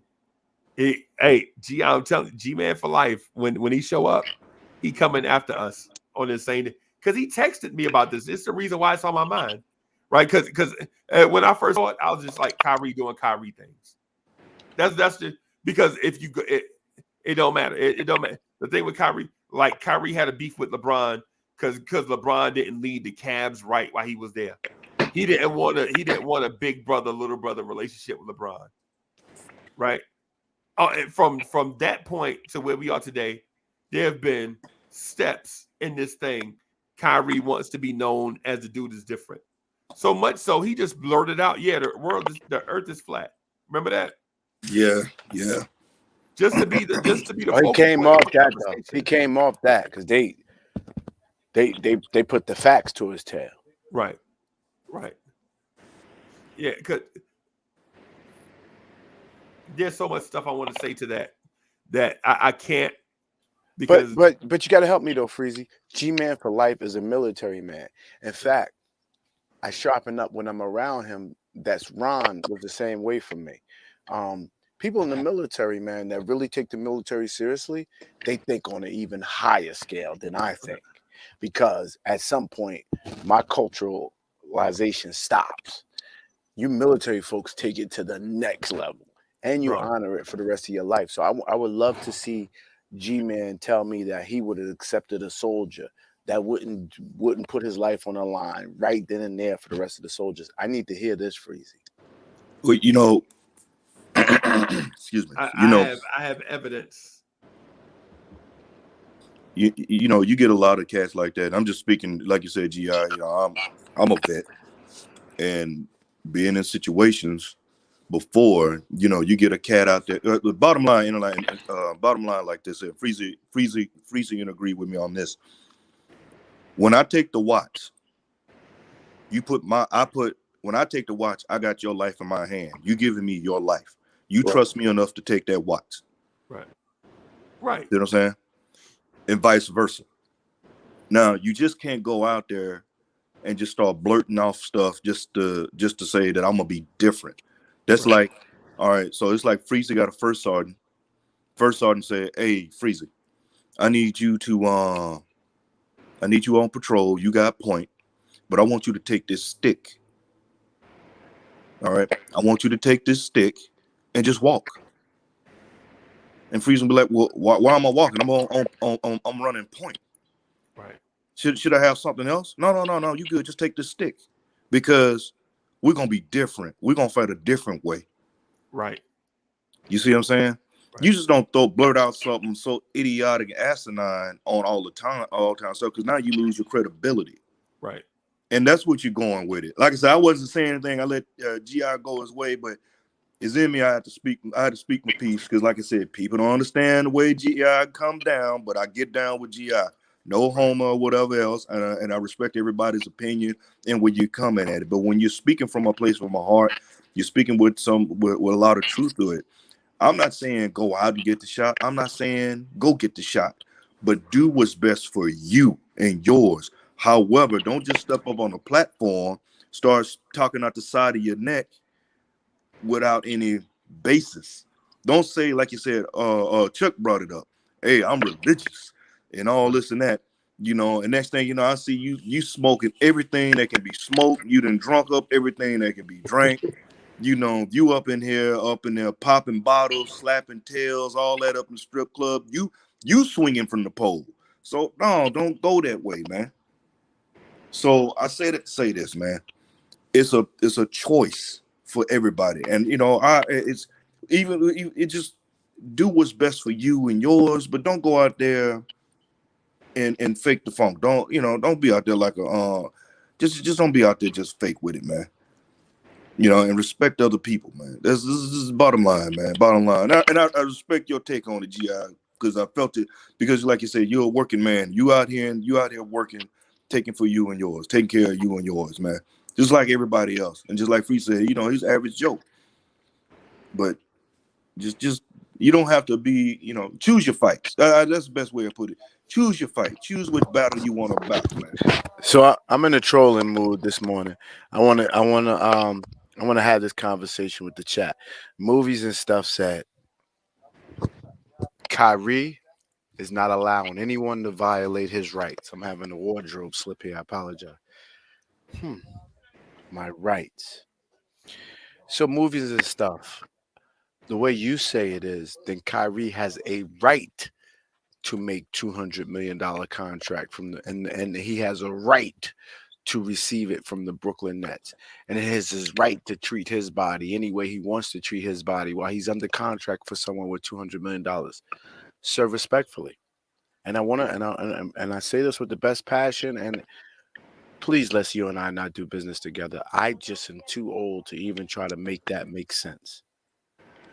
And I hope you type something that makes it make sense, because I want to have all the smoke today.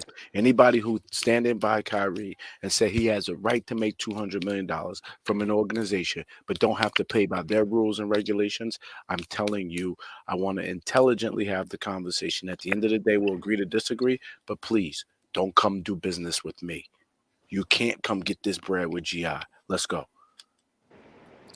Right. If you're in an organization, corporate, when you're dealing with a private company and everything, you got to dance to their music. And like, who was it brought up the analogy? You supposed to wear you supposed to wear Chuck Allen said that. Yeah, Chuck Brown said this is what you got to wear. You're supposed to wear your khakis with a light blue shirt and some penny loafers with quarters in them. That's what we want you to wear.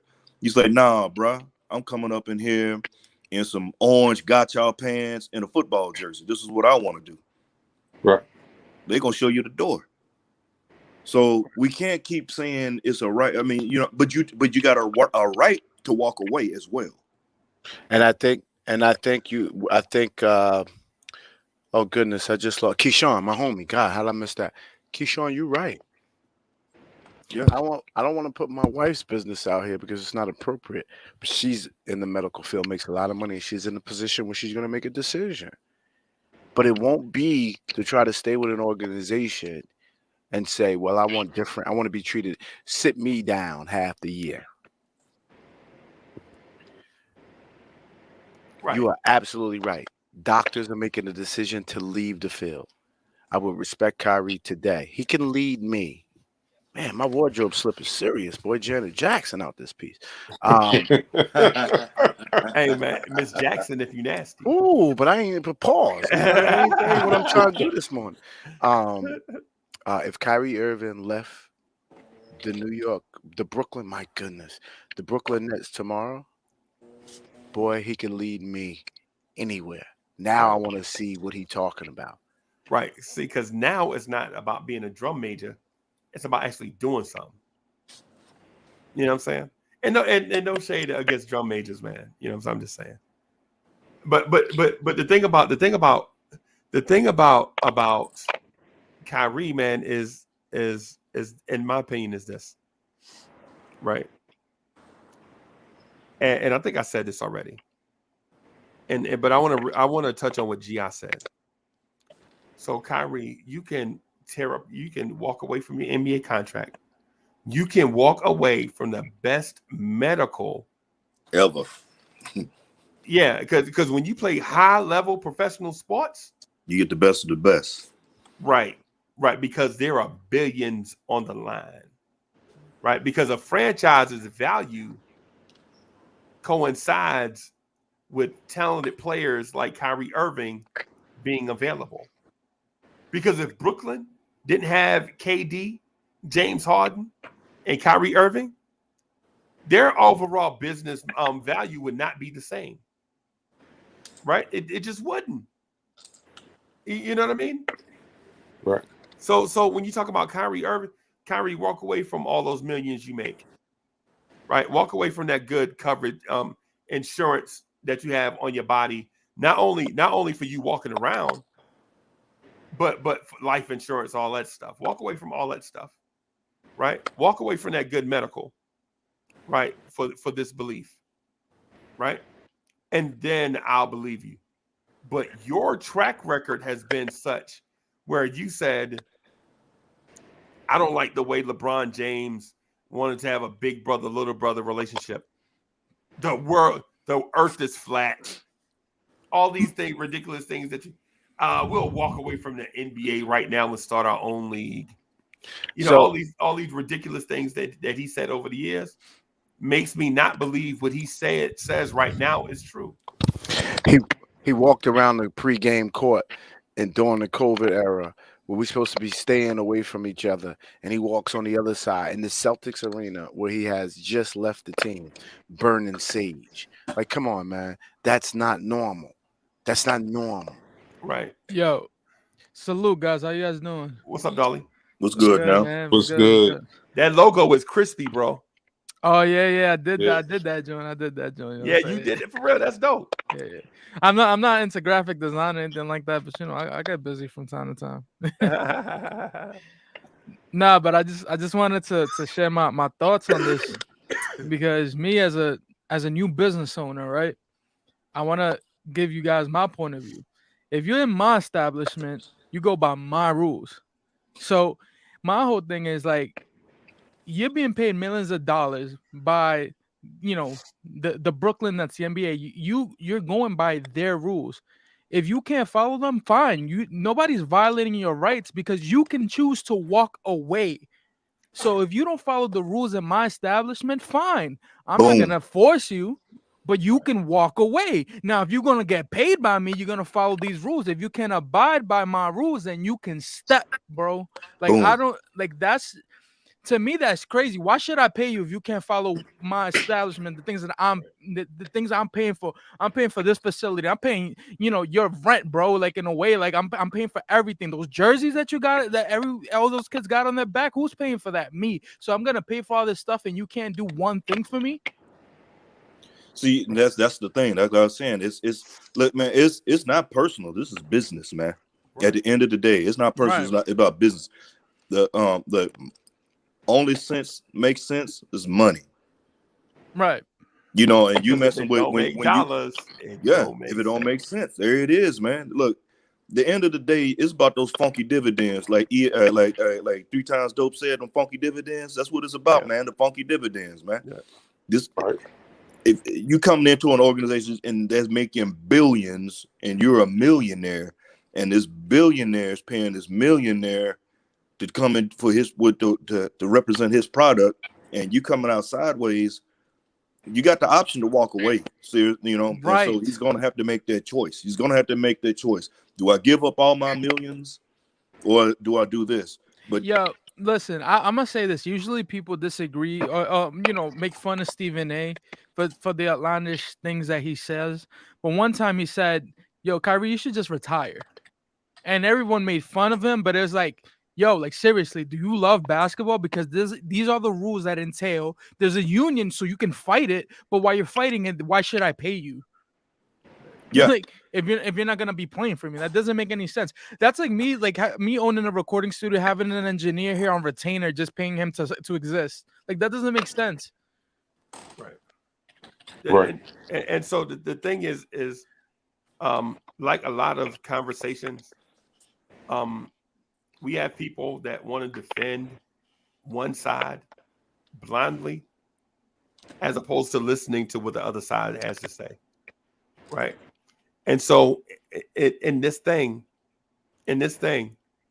what I'm saying is Kyrie at every opportunity wants to ruffle feathers, because Kyrie Irving also stood up on opening night, his last year in Boston, and said, "I'm not going anywhere.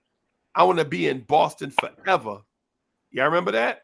yeah. He grabbed the microphone from the guy. The guy was like, "Hey, Kyrie, you know, blah, blah, blah." He's like, "Yo, I just want to tell the Boston fans, Boston, I love you. I want to be here forever." And at the end of the season, he left. Right? So you're like, come on, Kyrie. We can't trust the stuff that you're saying to us, bro, because you have a history of being deceptive.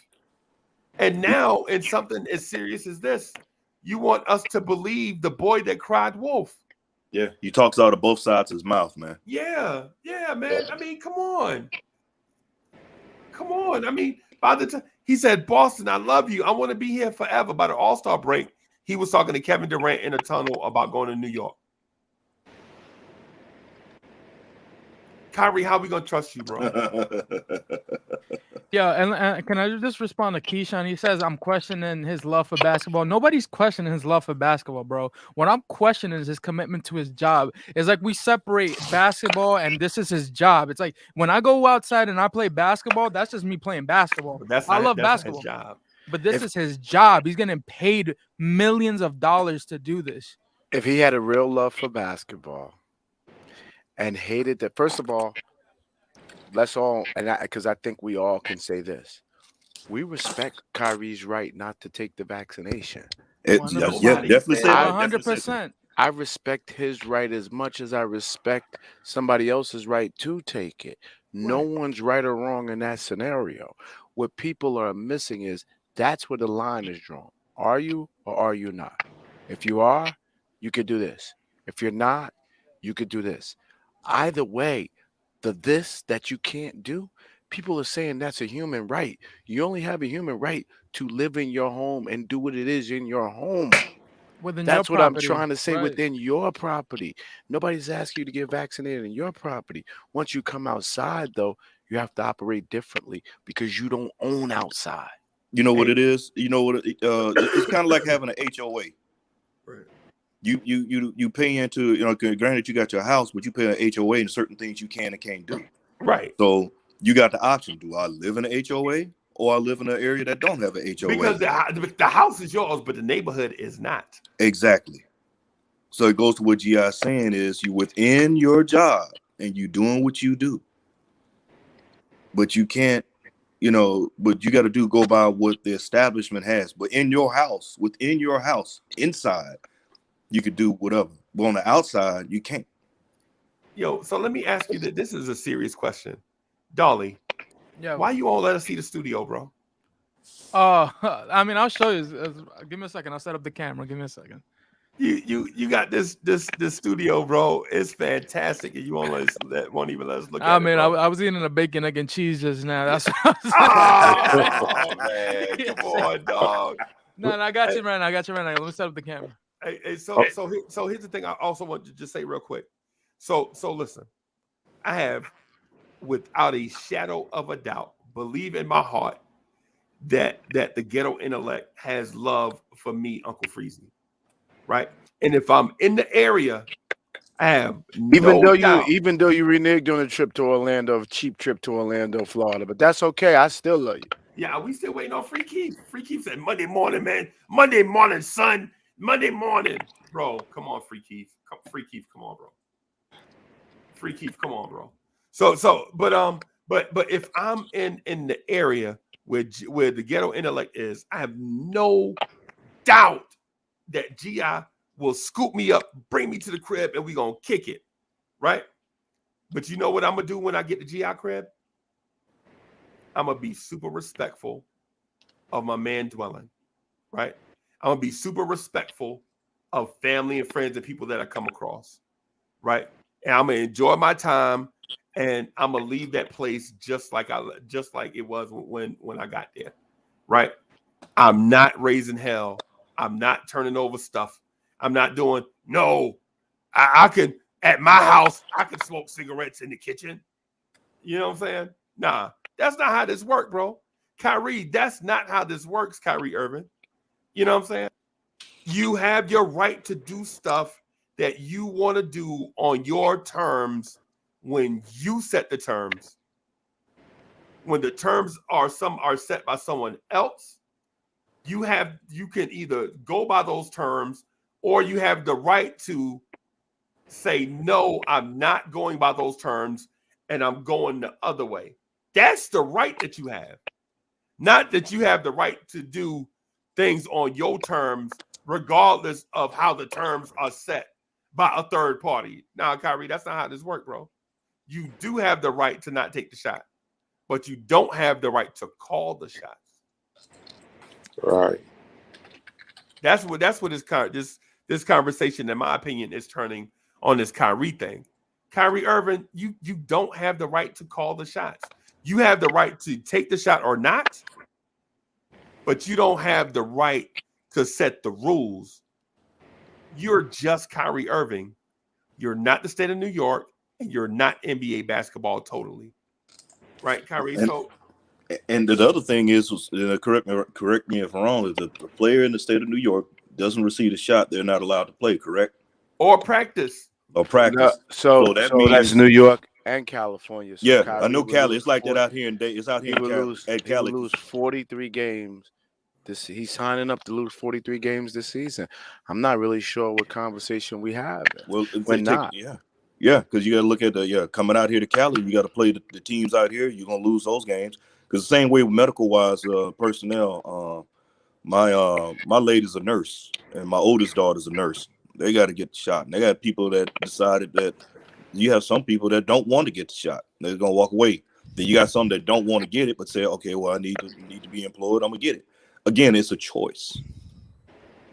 You know, I'm married to an amazing nurse that's getting very limited sleep at night, questioning whether she's gonna get the vaccination or not. Again, seriously. But if she doesn't, she's gonna find another career to go to. Yeah. Again, it's a choice, and I'm not trying to pressure nobody. Do what you got to do. Hey, and so for those that don't know, so for one, when I first met Dolly, I was like, "Dog, we look like cousins." Right? That's when I first saw Dolly. I was like, I think his great grandfather was walking down them roads and down south too, calling himself Free Man. Yeah, man. Yeah, man. Yeah, man. Yeah, my great grandfather was, a farmer in DR, making mango trees, bro. Right. And so the thing, when I first saw Dolly, we started talking about hip hop, and I was like, "Yo, how does he know so much stuff about music?" Right? I was like, "Yo," because he looked so young, right? I was like, "Yo, he probably in school or whatever." But the thing I learned that night is you can't judge a book by its cover, bro. You know what I'm saying? You can't judge because my man is super sharp, razor sharp. So how you been getting along, bro? Hey, Darlie, you're gonna have a contract coming in the mail. All you gotta do is cam up on Freezy's network, and he will be recruiting you. Your face, he just want to make sure he can put your face on. Oh, by the way, the new cover on the page on Facebook, dope. Dope. You be doing stuff, don't even let us know. Dope. Yeah, we trying, bro. Yeah. So, Darley, welcome to the team, man. You turn the camera on. That's it. All you got to do for Freezy is turn the camera on. He's a camera whore. Nah, it's all right. Like I said, I was eating a bacon, egg, and cheese, so I was like, you can catch me munching on a bacon, egg, and cheese or talking smack, But nah, I've been good, yo. This has all been new for me. I'm 26, so for me, this like building a business. I don't know many 26-year-olds that have a business. So to me, this has been like a learning experience. Everything. Like I'm just kind of taking things day by day, and kind of learning about like the legal side of all this, because I made sure everything was legal and I got the paperwork for all my stuff and all that. So Darley, I'm a CPA. I heard you. Everybody says legal. Let's don't forget the financial side either. That's why you're in this game. Right. Yo, you're money. Yo, you're a CPA. Shoot, I need somebody now we gotta link after this because I got a guy, but I don't know. It's a little weird with him. I like being somebody that I know. We'll talk. I bet that. Yeah, man. Okay, Chuck. I just want to interject one thing. Well, two things, and I'll be real brief. We keep saying, like, there are people in the chat talking about rights, and people's rights being violated by a mandate. You have a choice to follow those rules or not. I remember being in the white phase, like our last 2 weeks of basic training. Yeah. I decide when I'm supposed to be going to church service on Sunday, I'm getting the lineup, I'm getting a real haircut. This high and tight's too much. I've been rocking this for too long. So I go get a nice shape up. I come back to formation. Soldier, what did you do to your head? Yeah. Oh no, I gotta you don't do nothing to Uncle Sam's property without his permission. Right. Front lean, rest position, move. Yeah. 2 hours. And your squad leader and your TL. Everybody's in front lean rest. We're just in position for 2 hours. Yeah, you ain't doing push-ups now. You ain't not even doing push-ups. Oh, that lean and rest. The concrete, arms giving out. Yeah. Why? Because it's my hair. I was like, I have a right. We about to graduate. I'm tired of looking crazy with this non-shaped up hair. Right. I couldn't. It was in my contract that I couldn't do it. Yeah. It was in my contract that I couldn't do it. Or rock a baldy. You couldn't just take a razor and put on your head. No, you couldn't do that. You couldn't do that. Yep. I decided in AIT one day, you know what? 6 o'clock formation is just too early. I'm gonna get there 6:30. That's my right. I could do that. But it wasn't in my contract. And you know what happened? Article 15, 30 days extra duty. Yep. Getting rolled up. There are consequences to things when we're talking about business. You have a right not to take drugs. You have a right to say no. You have a right to say yes. That's for your personal. But when a business, when they have a set of rules and regulations set forth, and you decide to work there, then you accept those rules. They're not taking his right away, but they don't have to allow him to play. I know movies and stuff was talking about Cap. That's not even the same situation whatsoever. And the thing with Kaepernick is this. Roger Goodell, for one, and people don't know this, he apologized to Colin Kaepernick face to face like a man, right? And since that apology, Roger Goodell has gone on shows and said, we should have listened to him earlier. I just saw the thing with him and Emmanuel Acho on YouTube. The thing with the if you get a chance, look for Real Conversations with a Black Man featuring Emmanuel Acho and Roger Goodell, and you will see it, right? And y'all know I like to use sources like when but Roger Goodell said, we wish we had listened to him earlier because what he said and what was portrayed about what he said are two different things. Hey, Freezy, fellas, did y'all see what Hector put in Project Nerd? Shout out to him, but hey, that's funny, bro. I missed it. That was a good one. He and Paris Duggar, they got. I mean, he said no vaccine, no bacon, no peace. Nah, he's killing. No. He killed him. He said cats will go out and eat a Big Mac and a Whopper, but then tomorrow say, man, I ain't taking nobody's vaccine. Yo, I you know, you need those guys in the world. I feel uncomfortable because I don't live higher and mighty than the next. I just try to be reasonable in my mindset. You know, you can make mistakes and be reasonable. Kyrie's not reasonable. Here's the thing too, and it's like I think all of us here I know are all on the same page where it's like you have every right to not take the vaccine. It's like, bro, like nobody's gonna take that away from you, but you got to understand that comes with consequences and rules that honestly in this case, because we're in New York, is even beyond the NBA's control. They said that you cannot play if you don't get the vaccine, and even me, I disagree with that a little bit. Like you take in that case, it's like, you know, you're telling somebody what they can and cannot do, but hey, those are the rules, and it's like you could either follow them or not, and it's like it's kind of like, what can you do, bro? It's like, you know what I'm saying? Because you have every right to fight it too, but the way that you go about it there's ways to do this. Yeah, so I'm with you on that one. There's a ways to go about it, but it goes back to what Uncle Freeze had brought up. You can't just start spurt every time it's a situation. I'm just gonna jump out there and say something because he's saying that he didn't like the situation he was in with the big brother, little brother thing with LeBron. And when you said that, it made me think about what we talked about yesterday, dealing with Kuzma. Right. That's along the line with that, and that's supposed to come with age. Supposed to come with some maturity. You know, as you grow on, you live. As old folks tell you, you know, you down south, you hear a lot of us say, just keep living. There's a lot of things you always heard. Just keep living. Yeah. And with that, man, look, you just can't fight every battle just to fight a battle just to just try to get some kind of relevancy. Right. It's like the cat that's always you know that one cat is always loud, boisterous, want to be seen, want to be heard. Right. But then at the end of the day, ain't talking about nothing. Right. Right. You know, you lose. It's the boy, the classic, the boy who cried wolf. Right.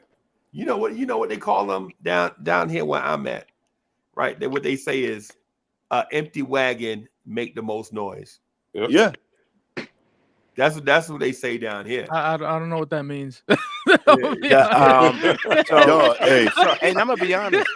Your grandfather will be ashamed because your grandfather has used many a wheel wagon, and when the wagon's empty, there's no weight in it, so it rattles. As on the bumpy road, it rattles. But when you got the mangoes on it and it's weighted down, it runs smooth because it's meant to carry the weight. The weight levers it down.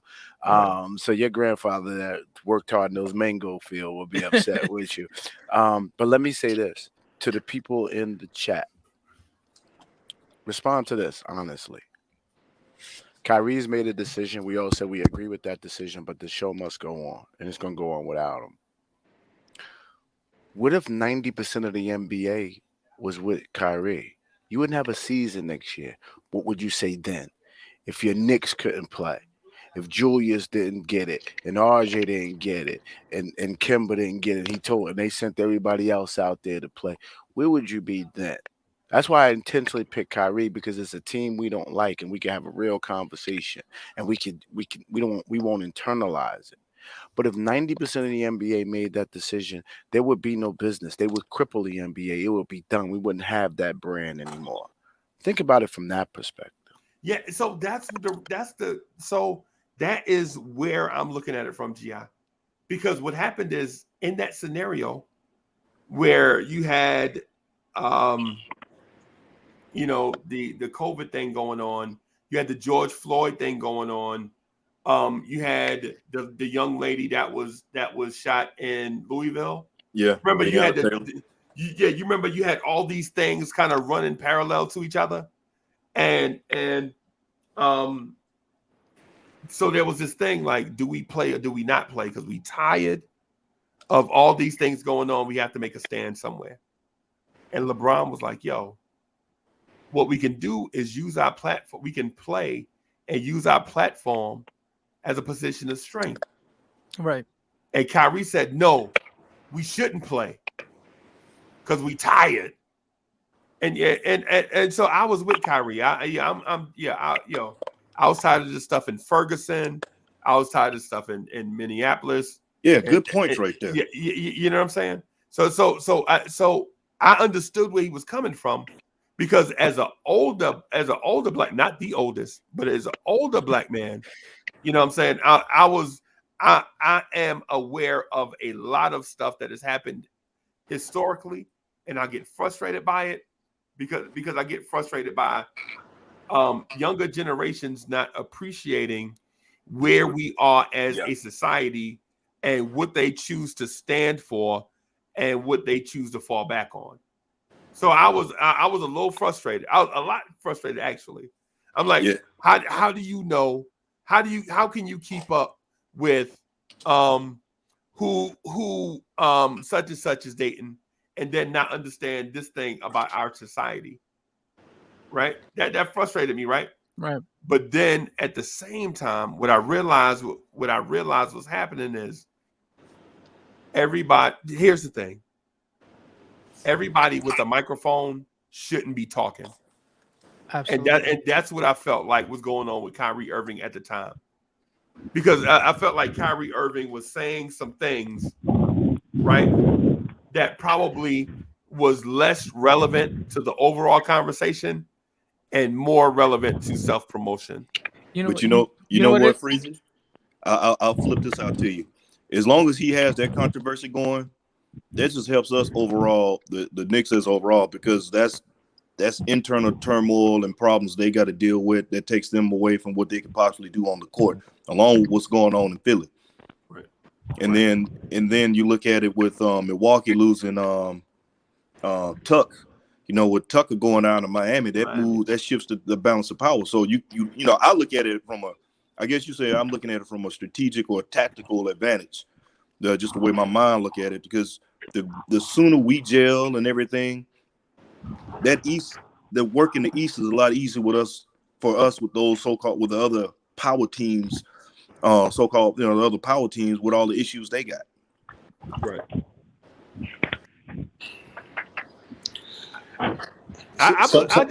Go ahead, Chuck. Sometimes it's hard to live in the shadow of your big brother. Like if you're a little brother, sometimes and your big brother is the greatest basketball player in your organization. The organization has shifted towards him. When there are hot button topics, the media goes to him, and he always speaks. He always stands on the side of the people. The people love him. It's hard to live in that shadow. So now that you're on your own, and you saw how the mics were crowded around him, well, LeBron, tell us what you think about this. How you feel about this incident?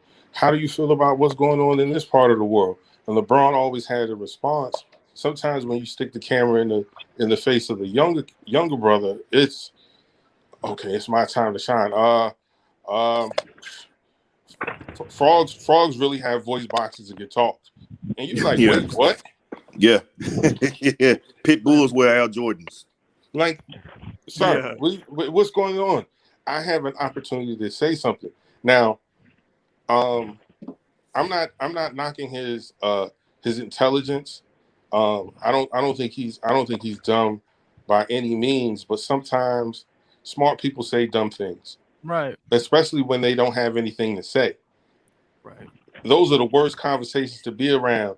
Something like, what do you talk? Like, all right, man, it's good to see you.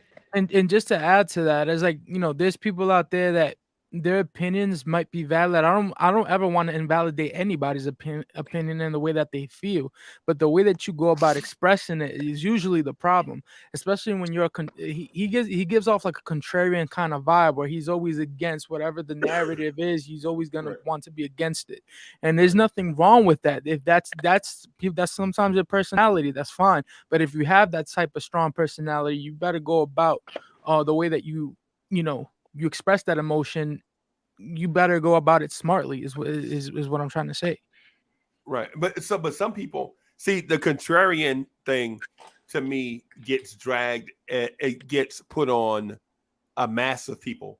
But there are some people that agree and agree in a different way.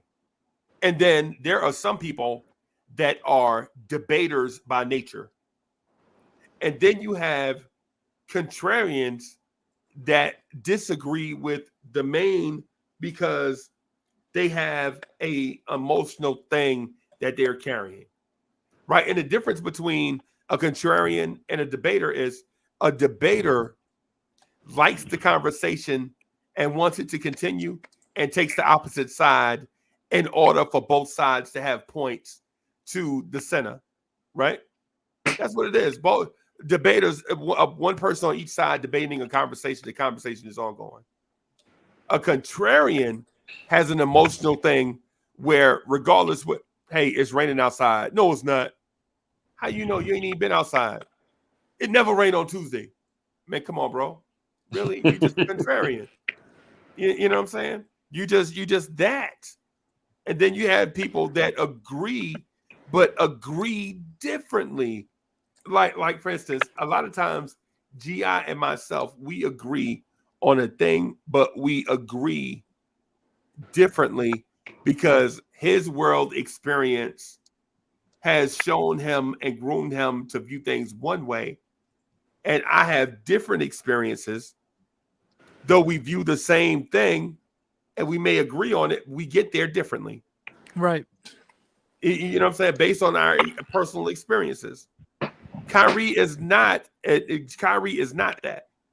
You know what I'm saying? Kyrie is what you call a contrarian. Right? That's what he is by nature. And if he disputes that further nails the point home. Right? If he says Uncle Freezy is wrong, I'm not a contrarian, that only proves that he is a contrarian.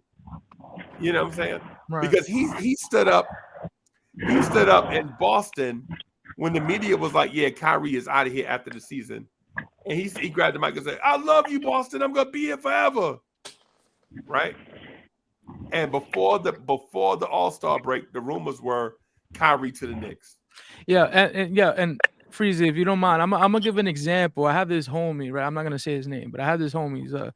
He plays an instrument, just to say, like an actual instrument. He's a musician, right? And he he asked me the other day, am I hard to work with? And I told him, listen, I've known you for over 10 years. I know how to work with you, right?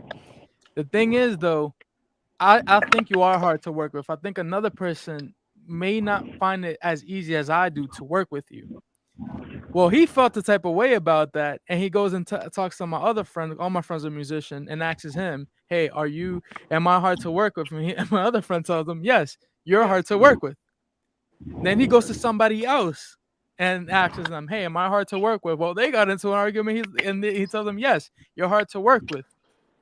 So that's 3 musicians that it's not even like it's a random person on the street. It's 3 people that you've known for over 10 years telling you, dude, you are hard to work with.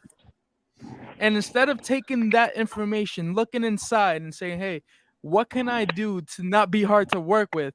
Instead, you take that as, hey, I'm going to go and just argue about this point. And it's like, that gets you nowhere. And the only reason I brought that up is because it kind of reminds me about with how Kyrie is, in the sense that, like, people will tell him, hey, dude, what you're doing, you're not going about it the right way. And what he's doing is saying, how am I not going about it the right way? Instead of looking at himself and saying, how can I go about it the right way? Right. You know what I'm saying?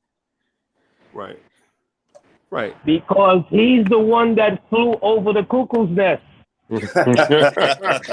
Basically. Why do we have to sugarcoat these things when it comes to Kyrie? But let me first say peace to the panel. You know what I'm saying? Peace to the chat, all the Knicks family out there. You know, I just had to jump on for a few seconds. Uncle Freezy, what's good, baby? The man has been playing with 48 cards for a long time. Okay? He has not been well for a long time, and we make excuses because he is an NBA ball player. He's a celebrity. Millionaires don't tell billionaires what to do. Right. If you don't want to play, by all means, bounce, my guy. The time for all of this was 18 months ago when LeBron, the leader of the NBA, showed you, I want a chip more than I want to be safe for COVID. And everybody lined up behind him, including you at some point, and played. Yep. The time for this is over. Move on. Whether you believe it or not, you're not holding up the game. You're 31, 32 years old. You're not holding up the game. Right. And you're going to be in a place, you're going to be in that Allen Iverson place at some point in time, you're going to need the game. And the game is going to show you its ass to kiss. Right. You see? You're going to remember this. I remember saying when Colin Kaepernick took the knee, I said, you're going to rule the day you did that. Right. When you opted out of your contract, because remember, he opted out of a contract. Yep. Okay? You were never, ever going to play in this man's game ever again.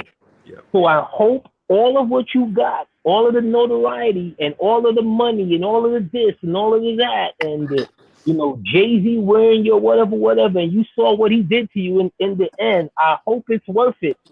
Okay? You're one guy. Okay?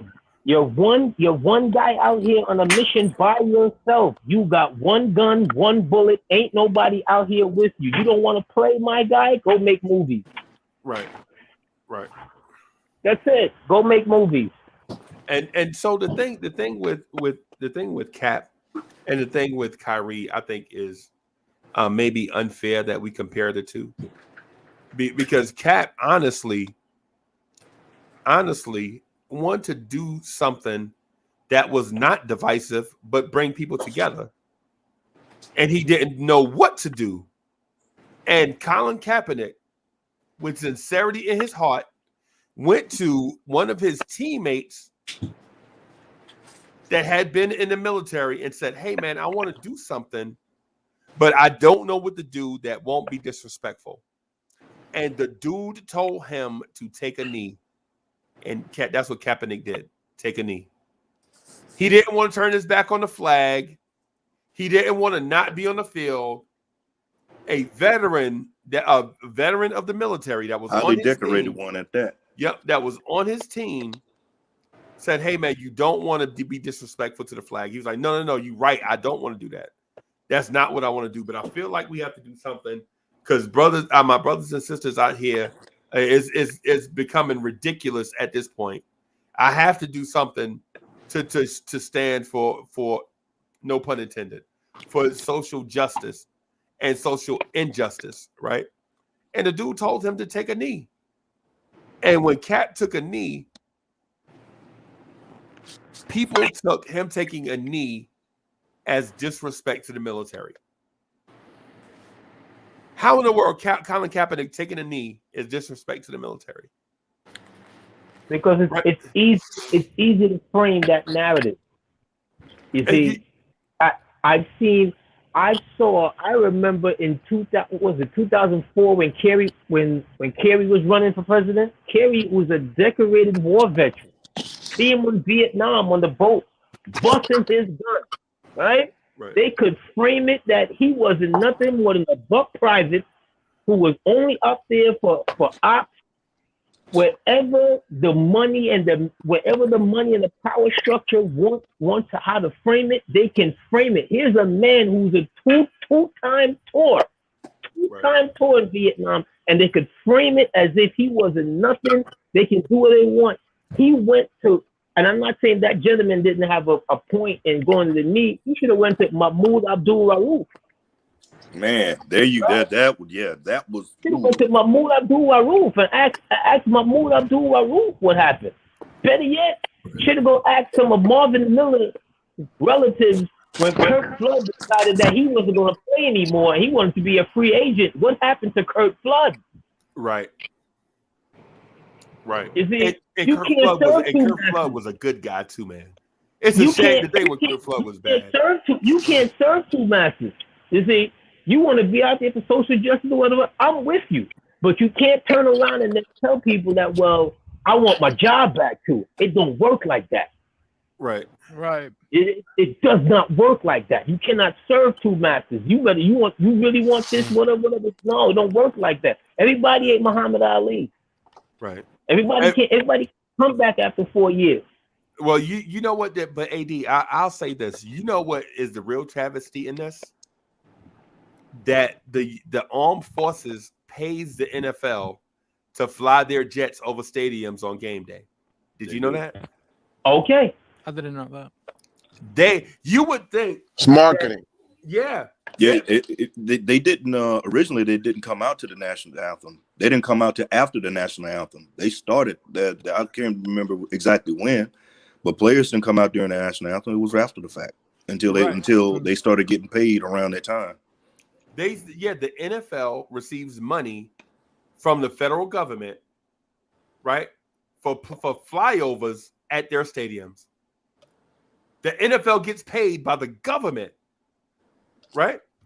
Right. Now, and so that in itself right there is the travesty in my eyes. Taxpayer dollars going to the NFL. Taxpayer dollars going to the NFL for shit. Taxpayer dollars build stadiums. Yeah. Taxpayer dollars build stadiums. And except if you the Jets. Except if you the Jets or if you Jerry Jones got that palace down there, taxpayer dollars comes down to just build your stadium. Yeah, and you can't surprise about that. Yeah, and so I would just and so the thing was about Kyrie, man. You know, I didn't want to get off on a Kaepernick thing, but I mean I ain't scared of it. But you know, the thing is with Kyrie is you hear him talk so much about things that you wonder if this dude has a clue. And and I think and when I say a clue, I don't mean that he's bananas. I don't mean like he's what I'm saying is does he understand the power of his words and actions? Because what happens is people get sometimes when people get so much money and they don't come from money, I think they lose where they are in society. Right? But like the reason for the French Revolution, right? Y'all throwing away bread and people outside the walls are starving and y'all are throwing away food. I think anybody ever heard the word King's disease? The phrase King's disease? Mm-hmm. That may be, I think that may be what Kyrie Irving is right now. And I may be wrong. And Kyrie Irving, if you're watching, you're welcome to come on the show and state your whatever. But I think this may be King's disease, bro, when you get so rich and so powerful, you feel like whatever you do is going to be embraced as if it's something.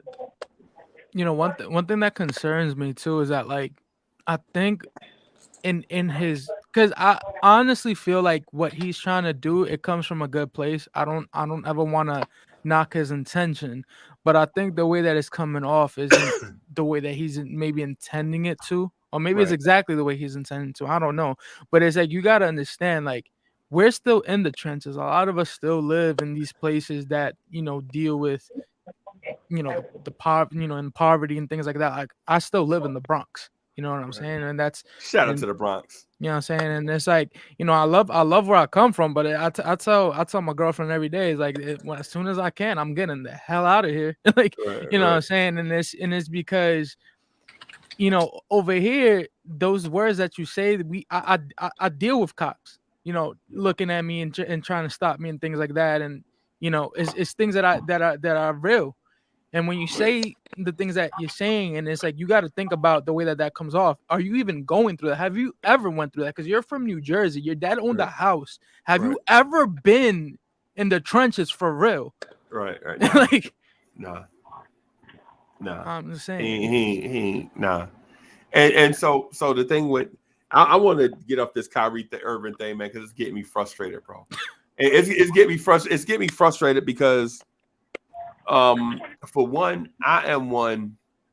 Okay, so I live fraternal life, right? So I'm in like certain groups and stuff, and I deal with like all the I'll just the Illuminati type stuff people be saying, oh my God, say whatever. Freemason, the Freemasons. Stuff like and some other stuff, right? And I was wondering why you was wearing that, Sully. And the thing is I'm taught that in this building of a brotherhood, every brick holds its position to support another brick. You know what I'm saying? And so while these bricks come together and are held together with love, right, and forms this structure, your mindset and what's in your heart is that you hold your position strong so that the other bricks that come in after you have a safe place, right? So it's less about me and more about others, right? And when I hear Kyrie say, well, it's about me, I got to take care of me, I got to make sure I'm straight. I understand where you're coming from, bro. But everybody don't think that way, right? Like when I turn mics on, to do this, I want to make sure my Knicks fans have a good time. I want to make sure the Knicks fans not only have a good time, but have a platform where they can come and talk and chop it up, right? And the closer I get to people, the more I'm in this thing with people, I want to make sure that they are safe. You know what I'm saying? And when I hear things like what Kyrie say, I'm like, yeah, me and him could not be any further from men, judging by what he says and by what I believe. Right? And so when he said what he said, I was like, okay, that's his decision. But my belief, my stance in life is I'm holding my position strong so that when the people come after me, I can look out for them and make sure they straight. And I don't hear that from Kyrie. I hear selfish. So that's why. That's the reason why I'm frustrated. And it's not even our team. Like, he's an athlete. He has millions and millions and millions of dollars. Right. He's a rich man. Rich people don't look to get poor. Rich people look to get more money. And he's too talented to be doing all these shenanigans, bro. It's like I think that's the thing too. With his talent and his talent level doesn't match his ego, bro. It's like, actually, you know what? Maybe it does. I'm absolutely wrong on that one. His talent level is off the chart. Whether ego is off the chart or not, possibly, but he puts his own team in jeopardy. He plays when he wants to play. If my feelings is hurt today, I'm not gonna play. I mean, I'm gonna have surgery. I'm gonna go. Like the dude, as I said earlier, there's gonna come a time where you're gonna need the game, right? And the game is gonna remember. Yeah, being selfish like that, it will come back and get you in the end. Bottom line. Better believe it. And you better save them chips, right? Because the average is 40% ball players 4 or 5 years after they leave sports, they're divorced. 40%. Yep. And those guys who are divorced, they go on to be broke. Yep. I feel you. Hey, Hadouken, what's good? I see you, man. Duke in the chat was good. I see you. So yeah, man. So yeah, I'm gonna end it here on that note, man, because that my throat is taking pause. Y'all know I'm sick, man. You know what I'm saying? You know what I'm saying? So I'm gonna wrap on that. Hardest working man in the podcast game. I wish YouTube would share my stuff with people so we could grow the channel. Cause we work so hard to put stuff out, bro. And I'm looking at the views and all that stuff. I'm like, man, I get so much love, but at the same time, I'm not for sure what's going on with, So YouTube, if you're listening, and I know you are, man, put my stuff out there for everybody else. That's a whole nother story. But anyway, gentlemen, I gotta run. Soulfinger, Freezy, everybody, Knicks Nation, Knicks family for life. Y'all know what it is. We'll catch y'all again. All right, no doubt. Salute. All right. Be easy now. Yeah, man. Hey, so y'all want to say something before we get out of here? Good. Hey, that was a deep conversation when you were going one way, but then it took a turn. But that's what we need out here at times. It's nothing wrong with going deep, getting deep, and looking at, flipping over rocks and seeing what's laying underneath. But again, the season is right around the corner. It's time to get excited. Our Knicks gonna be back. We're gonna make this run for the chip, and see what happens, man. It's nothing to be when it comes to us in our house. I think we're sitting pretty good. Everybody else got drama. Right. Only thing we really worried about is a foot, and that's Mitch's foot. Yeah. But I think we can overcome that. Well, I know we can overcome that. Yeah, man. Yeah, I got some things to say about that, man. The cool thing is we got time, man. We got whatever. Yo, Freeze. Yeah, I'm gonna close off with for me at least what I got to say about this. I'm telling y'all right now, this roster, the way that is constructed right now, is not going to be the same thing by the trade deadline. I'm telling you, we got too many gluts in too many positions. Right. It could be your favorite player.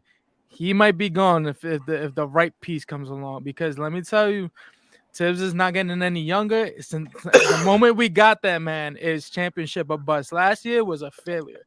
I don't know if you guys realize this. I know a lot of you guys were like, this was what it was supposed to be. Yeah. To us, we knew that. To them, though, they were going for it all. So This year is the same thing all over again. If you see the way this team is constructed, look at how many point guards we got. We got like 5 of them. They ain't gonna be there. Like the shooting guards. Like what if RJ doesn't work out the small forward? What happens? Like we don't know. You know what I'm saying? So they should. It's gonna be an interesting season. I'm excited. I'm also scared because I'm an RJ fan. So I want to see him shine. But let's go. You know what I'm saying? I'm happy to be a Knicks fan. You know what I'm saying? You see the orange and blue. You know what I'm saying? All over. Yeah, man. Yeah, man. No doubt. So, Chuck, you wanna chime in before we get out of here, man?